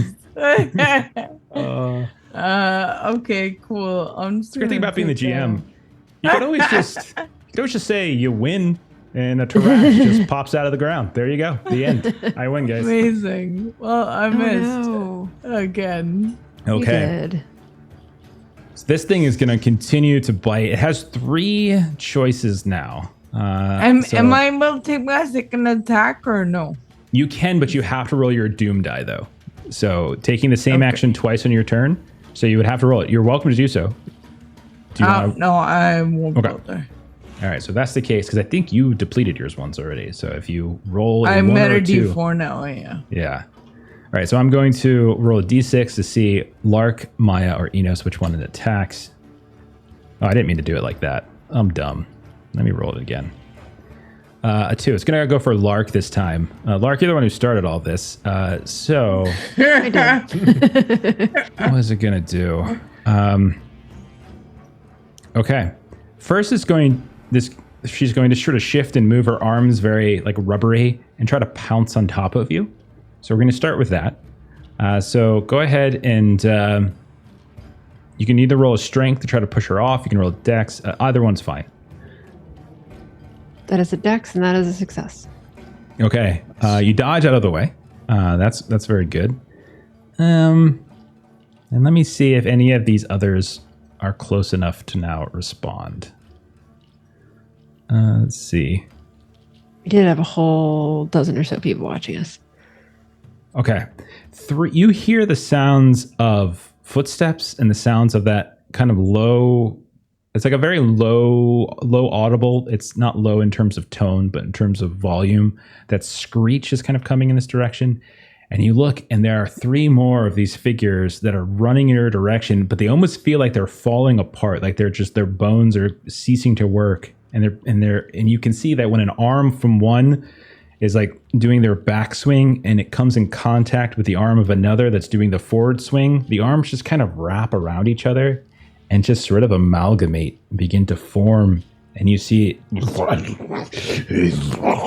as they start to form this sludge moving in your direction. But they're not gonna be able to get in and do anything yet, but they're there. I'm gonna go over to Baldra and Dodge. You took yours out. What you do notice, however, Baldra, before you remember seeing one of like this little alchemist guy who was talking with one of these burden beasts. You see now he was one of these groups of people that was kind of following you around. And so for his turn, you see him not run at you all. Instead, you see him run over towards this gigantic ox, and you just see him just kind of push himself into it. As he's amalgamating, and you can see the burden piece begin to stir. And these things are huge. Think of what a normal ox looks like in the real world and multiply that about 2 or 3. And that's how large these creatures are. Okay, but that's his turn. That's the whole turn for that creature. You two can go. What would you like to do?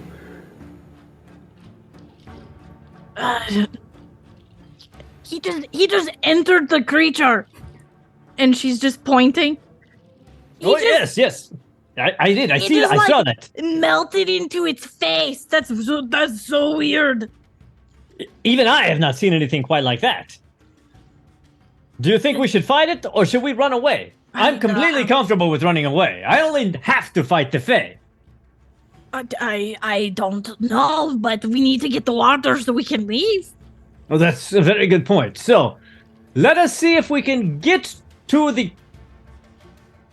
that and get the water, and then maybe kill the giant ox, and then we leave.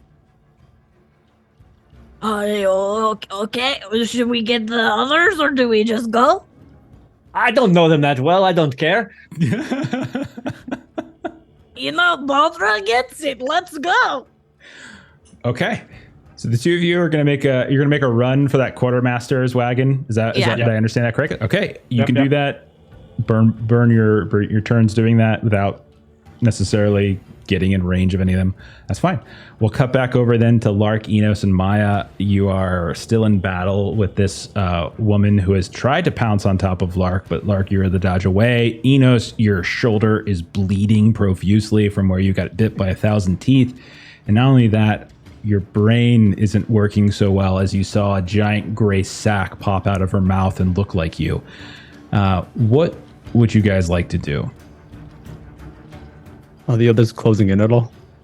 I would say if you specifically look for them, you in fact can see them. They are not, however, running towards you. They are running past you. They're just kind of running in the direction of what looks like the quartermaster's wagon. They could have ran towards you, but that is not what they're doing currently. You guys hear as Baldra's running, Hurry up! and she's going. Okay. I know, Mother. I know. I do not know why they're moving so slow. They'll catch up eventually. Or better yet, they will be good fodder. No, we cannot call them fodder, Mother. They will be very good allies. I'll attempt one last strike of this thing to see if I can land a decent hit. Okay.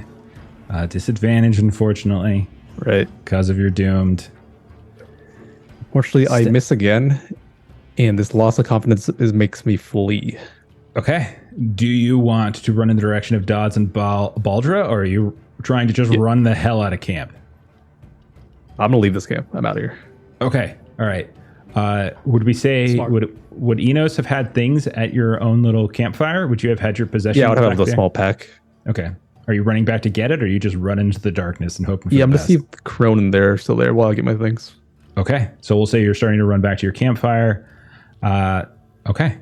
I will say that it's not that far. So you're in that kind of between space that we've described a few times, but the darkness between these different camps. And as you're running, you notice that, yeah, she's still there. But you notice that she's there with somebody else. You can see that there's somebody kind of sitting down next to her. You've seen the figure at a distance, sort of standing on one of the balcony of like the most luxurious wagon. It is Razak Or himself. The two of them are sitting across from each other. They don't appear to be talking, but they have like stones on the ground between them, and they're like just moving them around here and there, like they're playing a game, while the rams are just fast asleep in a circle around them. And then as you run up towards your camp, Lark, Enos just left you. Dodds and Baldra just ran past you. It is you and Maya. Lark, what would you like to do? Where are you going? Their job is not yet completed. And Lark is just going to swing at this thing with her longsword again. Sure, yeah, go right ahead. I will first. I should look this up first. I am going to. How does this thing look? I mean, you've definitely given it some wounds here and there. You've cut part of its tongue off. There's some slashes here and there. It doesn't look like it's. If you would replace that gray sledge with blood, they look wounded, but not on death's door. Okay. I am going to try to do. I'll just do flurry. Okay. I will Roll your attempt to doom. do flurry. Roll your First, doom I have die. to roll my doom.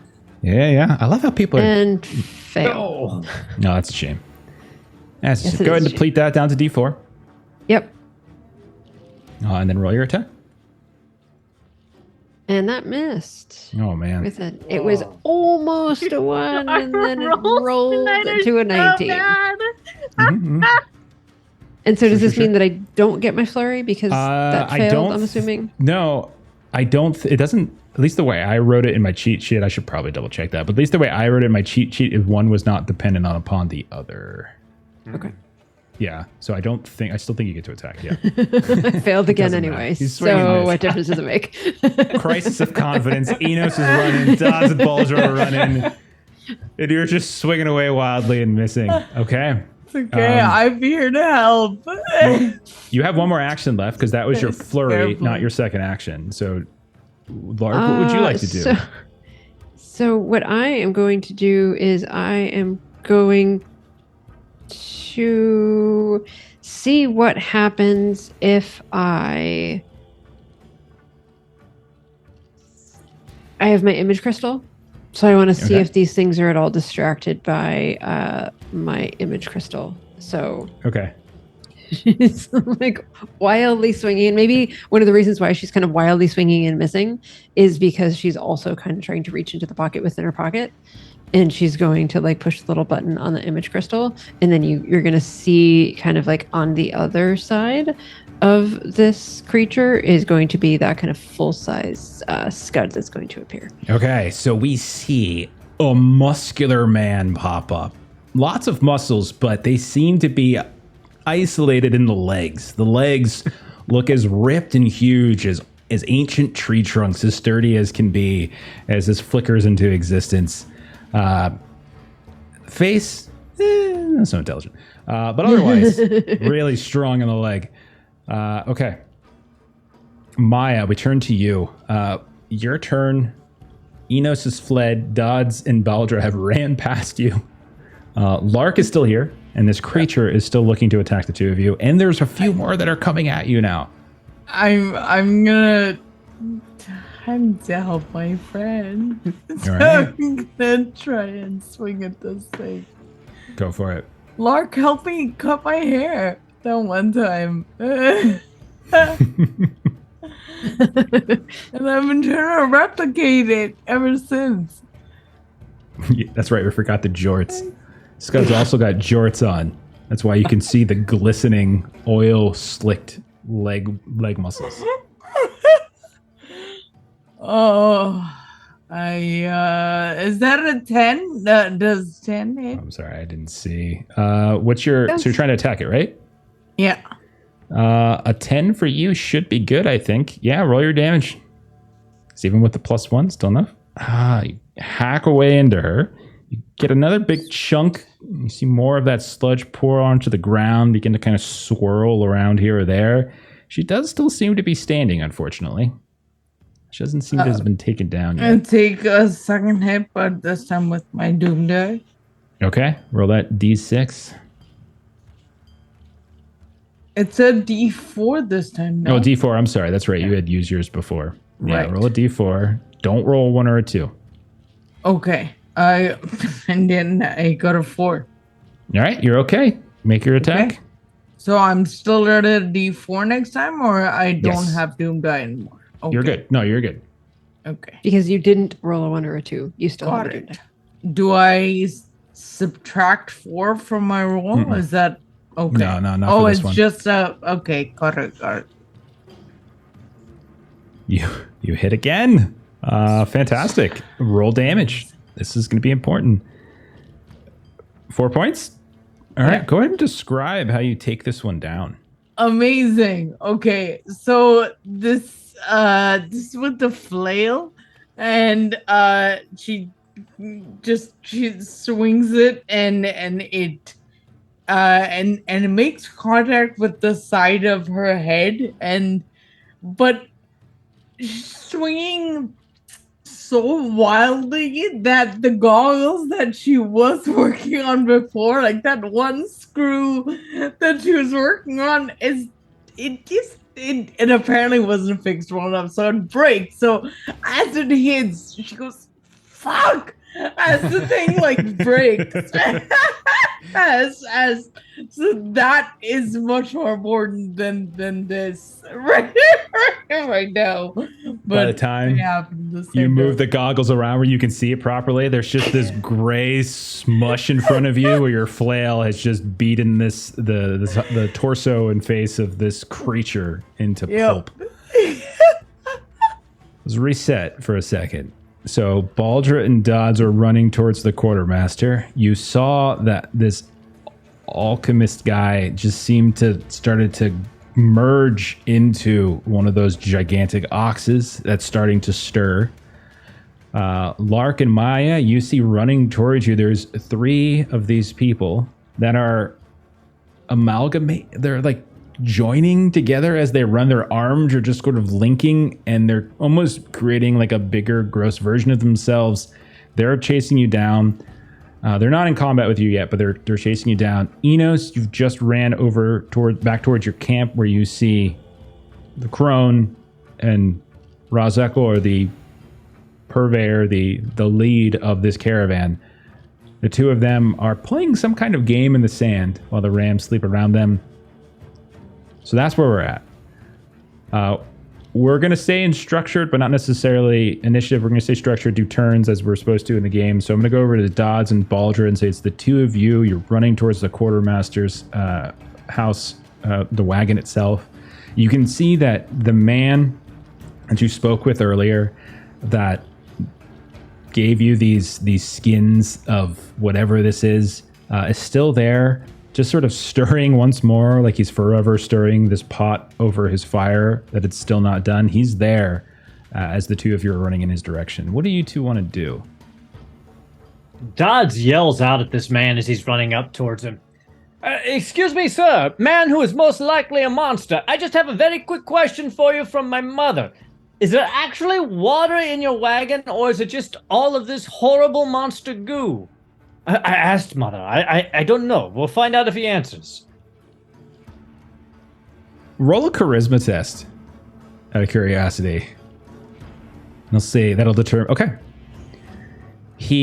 As he's stirring the pot, you're yelling at him. He takes the pot and he just hurls it in your direction. And you see arcing over in your direction is just that thick, viscous, gray matter, as if answer to your question. Mm-hmm.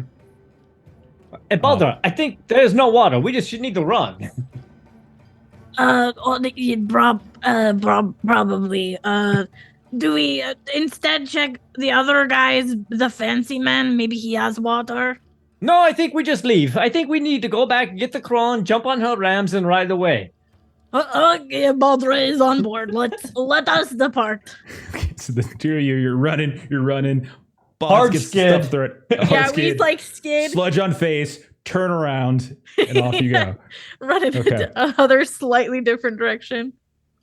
All right. Enos, you are on the outskirts of your camp. You see this game being played. What do you want to do? Older Cornell, this place is under attack. We've got to go. Okay. She says, but I have not yet finished my game. Wrap it up. We're leaving. Are you? Yes, I am. I'm going to try to get the Rams to come with, since I befriended them earlier. Okay. That is true. You did actually befriend them, and I did say this would come back. Roll a charisma test. This is going to determine how many you get. At disadvantage. Yeah. You're going to get at least one. Minimum of one. The one that you fed. Okay. Worst rolls only 18. one. You see one just stutter up and start to move over in your direction. And the look she gives this one is filled with hate and betrayal. And she says, fine. If you wish to die with them and the rest of the world, go. We do not care. We will stay here. And it just kind of sidles up towards you, and it just starts to nip at your fingers a little bit. I'll try and regroup with the others if they're escaping. Okay, well, we're going to go to Lark and Maya. Lark and Maya, I'll say everyone can sort of see things. You're within eyesight of each other. Dodds and Baldra have ran towards the quartermaster and look to be immediately turning around and running back in your direction. You see a group of folk that are now almost kind of joined into one that are within, 15, 20 feet of you. You see in the distance, Enos is apparently doing something with a ram. You don't know. What would Lark and Maya like to do at this point? Are you okay? Not particularly. Everyone else is running. I do believe we should be running. Let's run. Run towards Enos. Okay. So you're running. I'm going to say the two of you, I wanted you to roll a dex as you run and you try to elude this strange grouping of creatures that is bearing down on you to see if you can just bypass them. That's a success for Maya. You managed to duck out of the way. Same with Lark, as you can see these. That is a 1. Nice. Okay. I'm going to say with that success, you slide across the ground underneath them and manage to trip them at the same time. And so this big grouping of 3 people falls prone, which will delay them and potentially doing anything more. Amazing. 2 of you catch up with Enos. You see Enos has a ram. You see the crone and this figure from the caravan playing some game in the dirt. All of you then feel an earthquake basically start to happen. You feel the ground just shake out of nowhere. You've not felt this at any point in your travels across the waste. You just feel this terrible, horrible quake. Everyone make a dex test to sort of maintain your footing, or whether you fall prone. Success. Success. Okay. Can I use this ram to give me advantage? Sure. You can stir to yourself on the ram. You can definitely, yes, you can stir to yourself on the ram. That's fine. Okay. Success. Nice Robert. to succeed. All right, everyone passes. Enos uses the ram to break his fall. That's great. Okay. But now you all feel the earth just sort of shifting and moving, and it's constant. And like it took, in like the immediate instance of it, like almost knocked you off your feet. But now that you know it's happening, you can kind of prepare. Baldra and Dodds, as you're running back, you see Lark slide under and trip one of these creatures that is just now joining legs, arms, flying out in different directions. You also see this lumbering, massive ox with this shaggy fur across its face and like a goiter coming out of its neck, this man with its arms and legs sticking out in different directions.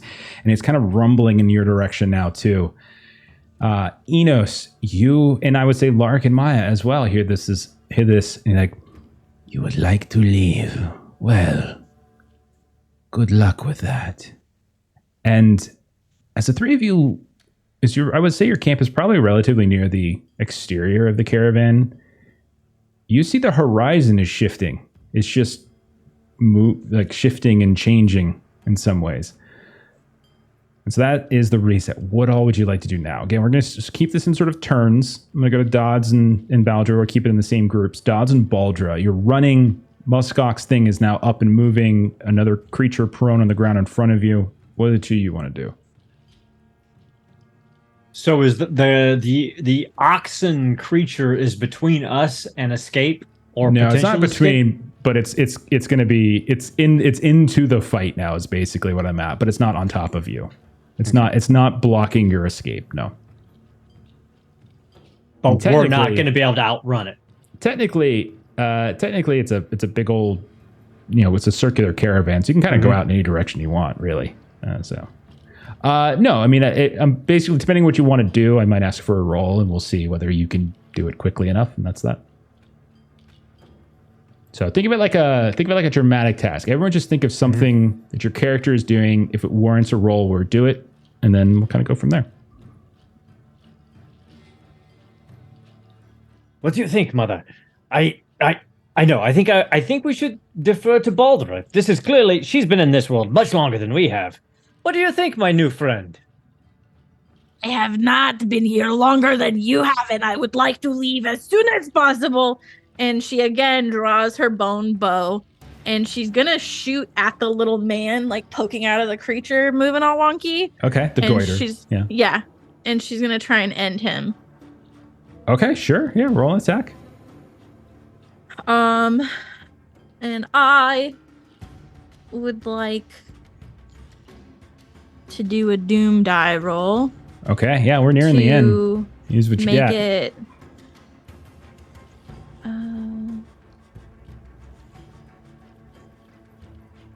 I want it to. I want to add like my doom result to it. So brutal. Okay, give it a roll. Give it a rip. 5. All right. So you're gonna go ahead and roll your attack now. Close this out. 4. I feel like I'm Okay. bowling with my big old dice. Okay. Oh, you're rolling the Yeah. 600 boulder. The Nice. boulders. I was thinking of doing that last night because I get the D20 and die, but it's like it's so big it just shakes the.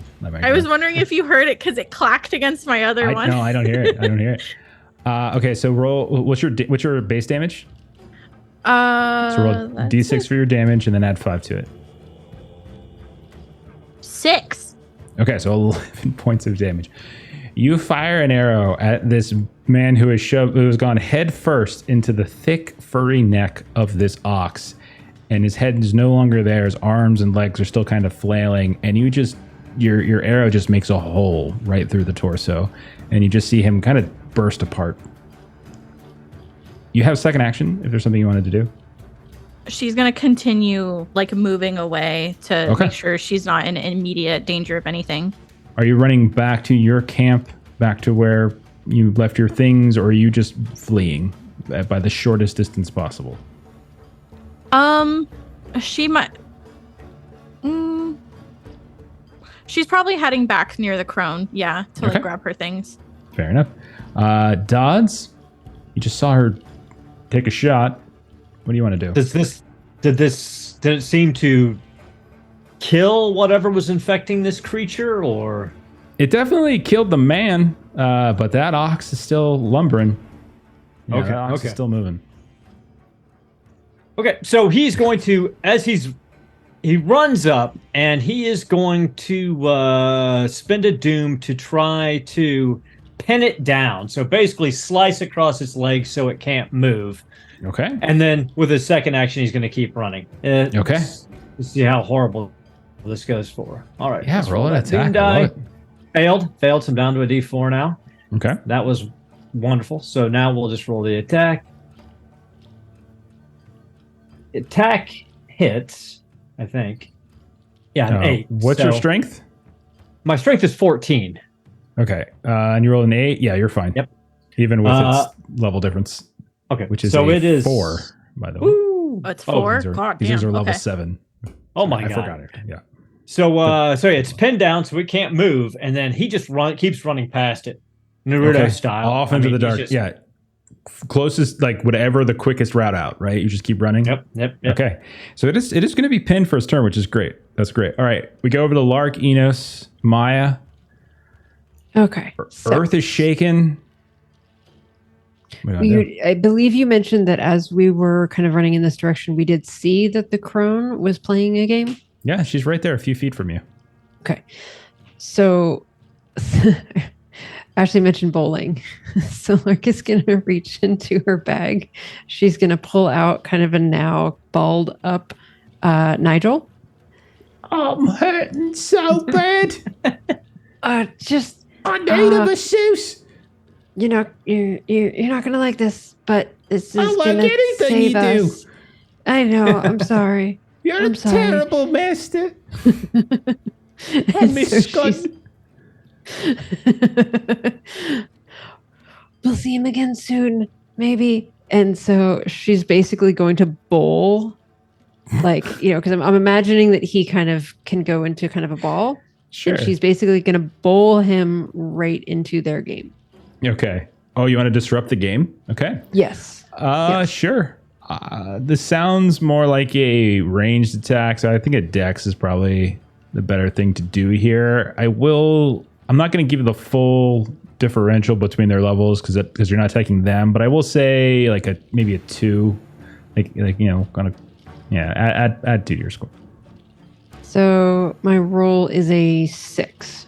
All right. And my dex is a 12. Okay, 8 under 12 is good, and you disrupt the game. All right. You watch then as the crone, her head kind of moves off in your direction now. Her eyes are still closed, but you see in her forehead this large eye just whoosh, pops open. You see as the man that she was playing this game with, dressed in these beautiful, colorful silks and clothing, dark, but still beautiful nonetheless. You've seen him only from afar. You've never really seen his face. And when he kind of turns, the cowl that's covering his head is looking your direction. You don't see a face either, but you see in the darkness just another eye just open up. On the ground, about 3 feet in front of you, you see a little crack in the pavement or in the dirt, and you see an eye open up. You see in one of the tents, like off to the side, the canvas flutter, and as it peels apart, you see another eye pop up, and one after the other, in all of these different locations, dozens and dozens of eyes just begin to start popping open here and there. Dodds, Baldra, Enos, Maya, you see them in your spots too. It's not just around Lark. As this area of the caravan just starts popping up all of these different eyes, tracking, following. Not all of them are small. Some of them are enormous. Some of them are very small. And they show up in places that seem utterly inexplicable. Like just absolutely inexplicable. Okay. Everyone go ahead and make a whiz test, by the way, the sight of that. Sure. Anybody who failed, go ahead and roll your doom die. Oh no. Yikes. I got a 6. I'm good. I failed in the case I can't roll it. Does something happen to me? Oh no. Yeah, you're just going to pass out from sheer... Actually, no, we're not going to say you're going to pass out. That's no fun.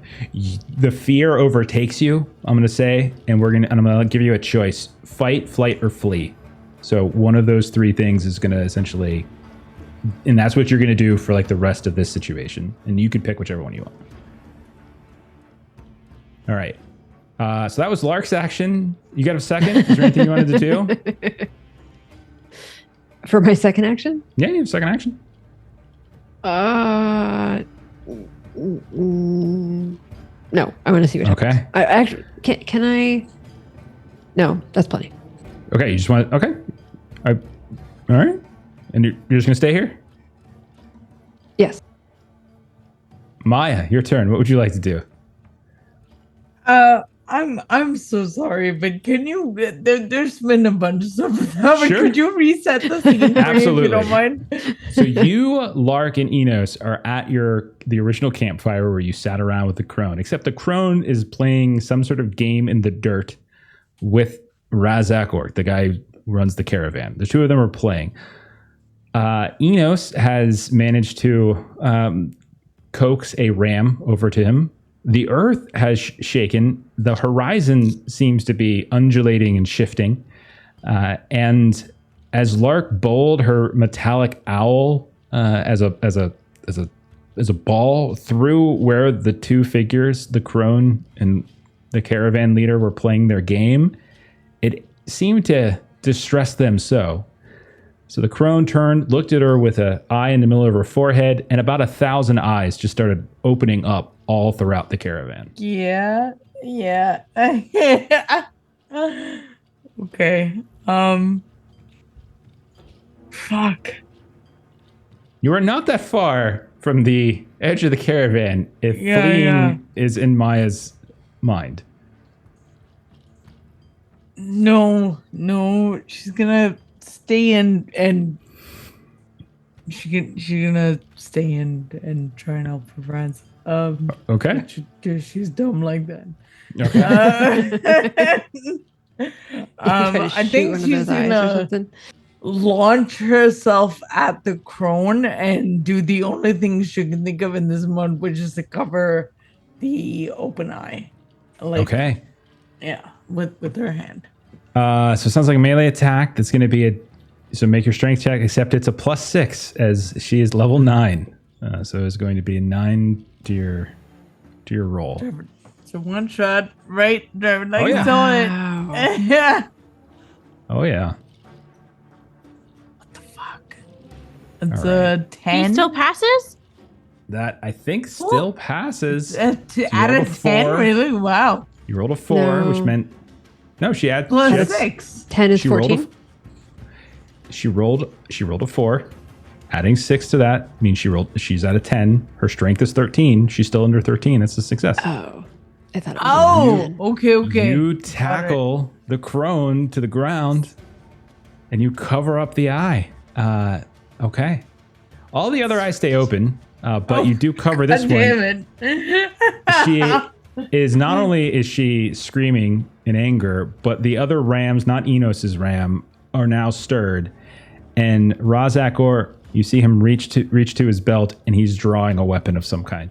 Oh, this is gonna go so well, guys. Yeah. Long knows what happens when we get to the end and a couple people run away, and I know that the rest of them are totally screwed, that we just sort of narrate the end of it. Okay, we're going to go back. So actually, no, they're going to do stuff now. What am I talking about? They actually get to go too. So Razak is going to, let's see. He's going to stab, let's see. It's going to be either Lark or Maya. It's going to be Maya. Yes. Okay. Maya, he is going to swing down across your back with this curved scimitar. Go ahead. Sure. I am positive. You can roll. You just tackled her, so I don't think parry makes sense here, but you can certainly try to dex roll out of the way. Okay. All right, with a Just a plus straight 6, dex roll? as he is level 9. Yeah. Interesting. What an interesting outcome to this scenario. No, that's a very big failure. Okay. You take. So I roll into the sword. He turned around. He was totally gonna miss. He was totally gonna miss. But then you move around in a bit. All right. That is going to be 12 points of damage. Of course it is. Okay. As a splurt of red blood comes erupting out of Maya as he slashes through her. I think the crone will go next. Okay. The crone is going to try to bite you in the neck. I'm going to say you tackled her. You can roll to try to strength. You can roll strength or dex here, but you can roll, I'm going to say roll at an advantage because you did kind of pin her. And so it's going to be much more difficult for her to do it. So this is against Maya again. I So- failed both. You take another. Hang on, it's not 12 no. this time. You only have 2 left, right? You take 10 points of damage. No, I take 2 points of damage because that's all the health I have. I think I've ever taken someone out in a way that was. Okay, so let's see. Wow. I am dead. I am very dead. I think wasn't there a roll we do? Yeah, so. Okay, so if I recall correctly, I could be wrong. There is you're technically helpless, but I think someone has to essentially rescue you, and so you roll a d6, and bad things can happen. You roll a 6, you're dead. You roll a 5, you're butchered. 3 or 4, you're injured. That kind of thing. Do I roll that now or my next turn? I'm trying to remember if it's right when you go down, or Yeah, if once you it's- go down, you roll d6 to Okay. get your condition. Okay, it's for helpless. Thank you. I wasn't sure if that was. Okay. Okay, roll your. I think I actually have the table, but you can just roll a d6 Okay. and let me know what you get. 3. All right, you are impaired. So impaired. After they're safe, they'll be impaired. Yeah. Yeah. So once you are, so you're still, out of the fight effectively. You have no health, etc. But you have been impaired in some particular way. Like the slash has cut through your back in some fashion, causing your reaction times, your agility to have been lessened somehow. Okay, so they went, and then there's these rams who I think are going to swarm Lark Lark, you can roll a dex to dodge. I don't think parrying is going to make sense since there's a few of them. So No. you can roll dex.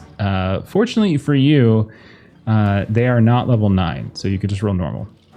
Yeah, that's still a fail. 15 over 12. All right, go ahead and take 5 points of damage as they begin biting into you. Okay. Okay. So, screaming galore, pain happening, awful Yes, things, 1,000 eyes opening, earth shaken, horizon shifting, musk ox pinned to the ground. We come to Baldra and Dodds. Baldra, you were running back to the camp. Dodge, you were just running away. Yeah. Imagine Baldra's running towards the camp. She sees Lark take him and roll him through the game. Nigel, and she goes, yeah. "That's a fucking mistake." And Baldra turns and she's just trying to find the fastest way to just GTFO. Fair enough. I would say that you can easily do that. Dodds, what about what about you? Are you still just bolting, or you got something else in mind? Oh, you're muted. You're muted there, Ann. I know, Mother. I know. We're running as fast as we can. I am trying to go as faster as I can. I know. I see Baldra. She's coming this way now too. We're gonna be fine. We're gonna be fine. And he runs as fast as humanly possible. Get back The two of you, as you were running and running away, held the rest of them.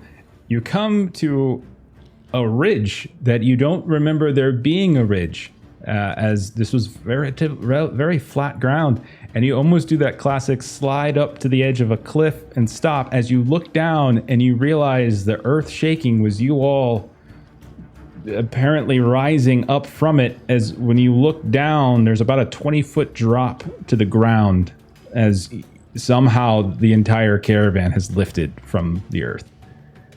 What do you like to do?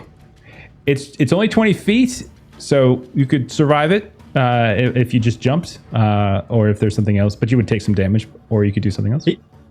Dodds is going to try to slide down as fast as possible, accepting the fact that he may just fall and, take some damage. Okay. Baldra? Baldra's definitely going to attempt to climb because I only have 6 HP right now. Okay. The two of you begin to descend down this earthy ridge. And about 5 feet of rock, easy enough to climb and move. It's at that point that you realize you've come to the end. And when you reach down with your foot and your arm to grab the next handhold or foothold, you feel slime. You feel icky. You feel something sticky. And there's some kind of writhing mass that has grabbed your hand. And you see underneath the earth, in the process of rising up, is some sort of massive creature, something elder, something not of this world, 1,000 tentacles and eyes, this perpetual engine of flesh and geometry folding in on itself and yet at the same time expanding and retracting. Just seeing this thing, your mind begins to melt a little bit.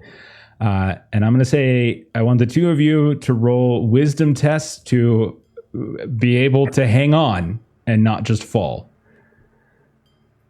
Oh, God. Okay. Actually, what if I just want to fall at this point? Oh, no. Yeah, that's fine. Yeah. Dodge just closes his eyes, screams, pushes away from the cliff and tries to fly. Absolutely. Oh. Absolutely. You're going to fall. It's going to be fun, mama. Take a D6 worth of damage. We'll say you take just 1 point. Luck is with you. Baldra, how'd you do? I passed. I have a 7. Okay. You manage somehow to, your brain still works, muscle memory takes over, and you find yourself sliding down this disgusting elder thing, this massive creation lifting up out of the earth. And you plummet down next to Dawes. As she's climbing down next to it, she's channeling Scud. Bugs, bugs, bugs, bugs, Eyes closed. bugs. Yeah, she's just... The two of you watch as you're just laying there, your mind's just burning with this incomprehensible image as you're just watching this in front of you as everything's folding, unfolding, folding, and unfolding, and it's getting larger and larger, and it's standing up higher and higher. Where the caravan is at the very top, you just see this like disc of earth up there that's just growing and growing as it gets higher and higher. Those of you that are on that disc, I'm going to give you one last thing that you would like to do before we close it down. Lark, you are being harassed by a bunch of rams. Maya is on the ground next to you, bleeding. Enos, terror has stricken you. What are the three of you doing? I'm gonna flee with my ram here. Okay. You and the ram begin to flee as fast as you can. Lark, what are you doing? Lark is going to just sort of look over at Maya and just say, I am sorry. I am sorry. And she's just gonna like kind of curl up in kind of like fetal position with Nigel. Okay. Maya, you are incapacitated, but a last action of some kind that you would like to do here, Maya? Something to say, something minor you would like to do?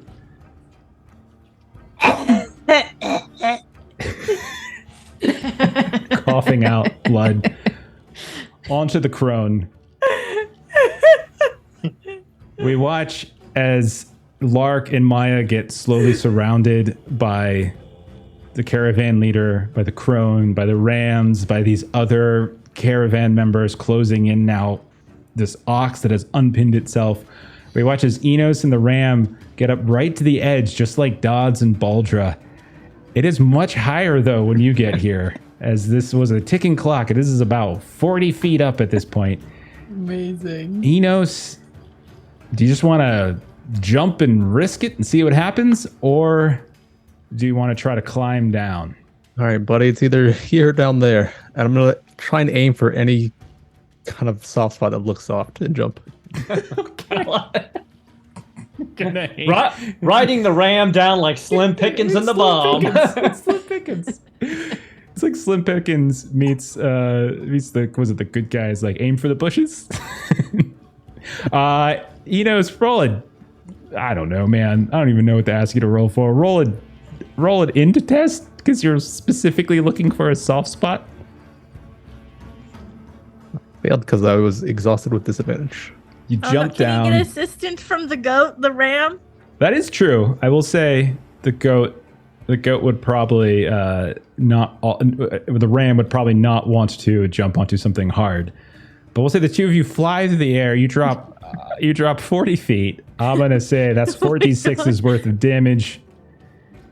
That's a terrible roll. I rolled 2 1s and 2 3s, so you take 8 points of damage. I had 7 health, so it drops me to 0. Okay. Oh no! Roll helpless. Let's see what happens to you. Oh man, You're fine. We got a 1. You're Just a totally scratch. fine. New scar. And so as you roll over, as Dodds and Baldra scramble up, mine's bleeding. You hear the of a ram right next to you, Enos, and the three of you watch as this massive, ever-shifting, ever-changing creature with this disc of a caravan, almost like a mimic or like a pitcher plant on top of it, begin to just lift up slightly off the ground and just move and hover off deeper into the wastes. And that is where we will end this adventure. And we'll see what happens on the next adventure. Okay. Dodds, did you see whatever the fuck that was? I gotta tell you, Mama here, she thinks we should actually go back to Fairy, and she completely hates that place. But she's she actually wants to know about your parents. I don't know why. I don't really. I have step parents. I was pulled from the belly of a beast. Oh, so was I. How? Yes, Are I we know, like Mama. I know, Mama. Yes, she's a very, very nice person. Yeah, no, I don't think it's going to go like that, Mama. No, I just met her, Mama. Are we Mama. married now? I feel like we're married. I feel like we maybe are. We may be married now. That's okay. Such a beautiful ending. A great, wonderful relationship formed between Dodds and Baldra, and Enos getting licked by a ram. That is fantastic. All right, Lord. let's close it down for the evening. Hopefully you enjoyed that. That was some more Black Sword hack. They've all was been kind of great. like this, where some I love horrible it. nonsense happens at the end. Some people maybe live, maybe they don't. We'll see. Why don't we do some? Maybe we'll see. I'm sure we'll play this again. I really like this game. Let's do some closing plugs, and then we're gonna give somebody a raid here. So let's start with Aaron. Aaron Garblike. What's going on with him? So next Tuesday at 1 p.m. Pacific Standard Time, Millie will be back with some more Coriolis. And on Thursday at the same time, Garblag Pete will be back for more Traveler. Fantastic. Hammer Crumb asked an excellent question. Will Nigel live? Oh yeah, Nigel flew the F off that thing as fast as he could. He landed on top of Enos's body. he's like he gets the idea from like the rolling thing. He's like, I can start this myself. He's like, I'll go get help. Bye. And dear reader, He does not. He does not. My Trey, where can we find you on the internet? I am not hanging out with these guys. I'm I plays games on YouTube. I have taken a short break from creating YouTube videos, but I'm getting back to it hopefully in the immediate now-ish. But I have a backlog of like 50 videos that are like 10 minutes long if you want to watch them. But I am sorry I had to step away for a few minutes today. I had like a personal thing come up. But thank you guys for being flexible. Absolutely. Thank you for a great game. All right. So, okay, Melissa just dropped the link for Black Sword Hack if you're interested. I highly recommend this game. I love this game. This game's really, really fun. I love the Dude, little... it was so much fun. It's just, I love the setting. I love the art. I love the little rules and stuff like that they kind of throw into it. And like, there's little quirks. Very simple to pick up, but it has enough like variability that adds some little twists and turns to it. I cannot stress how much I really like this game. Okay, other things that we're doing. Tomorrow, bunch of us here are playing some One Ring, so come back and watch some One Ring as we're, I think, possibly returning to Bree, doing a fellowship phase, and they're going to see just how awful things are when they get there. Just bad things. Oh, it's gonna hurt. Monday. Stop. Yeah, sorry, spoiler. Stop. Sorry, what? No? Oh no, your parents are fine. Everyone else though. Everyone else. Monday. Yeah, Jeff already said he wouldn't kill them off stream, so I will it's not fine. kill your parents off stream. All right. Then That Monday. leaves another option. Yeah. though. Yeah. Listen, They're they not have stats. I'll roll already their dead. stats. We'll just It's see how the dice rolls. We'll just see how the dice rolls. Cat, no, tomorrow's not. No, we don't have our what's it called? Oh my god, I just blanked at the game. Forbidden Lands game tomorrow on Grim and Perilous. That's next week. It's an every other week game.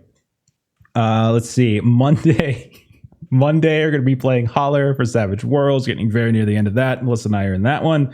Tuesday, our dear pal Steven, aka Scud, is running myself, Melissa, Aaron through some Forbidden Lands. Thursday, we just started up a new Thursday game last night called Die. Wonderful, amazing game by Rowan, Rook, and Descartes. We put the first episode up on YouTube and on the main podcast feed today. We did a bunch of world building, character creation, little things here and there. We'll be back on Thursday with more of that. And then Friday, we'll be back to Delta Green as our second episode of Delta Green, which I cannot express how, like Thursday, Friday, this combo is ridiculous. I get Die and then I go right into Delta Green. Awesome. It's fantastic. So yeah, check the YouTube page. We got all sorts of other games. Aaron's Conan, you can see, which is normally in this slot, but Steven couldn't make it tonight. But we'll be back to that as soon as possible, but you can catch up on old episodes there. And yeah, that's what we got. We're going to go ahead and raid our dear friends over at the Defenders of Cobalt. They are playing Dragonbane from Free League, so follow the raid. Nice. We'll catch y'all later. Bye-bye. Bye. Good night. Good night.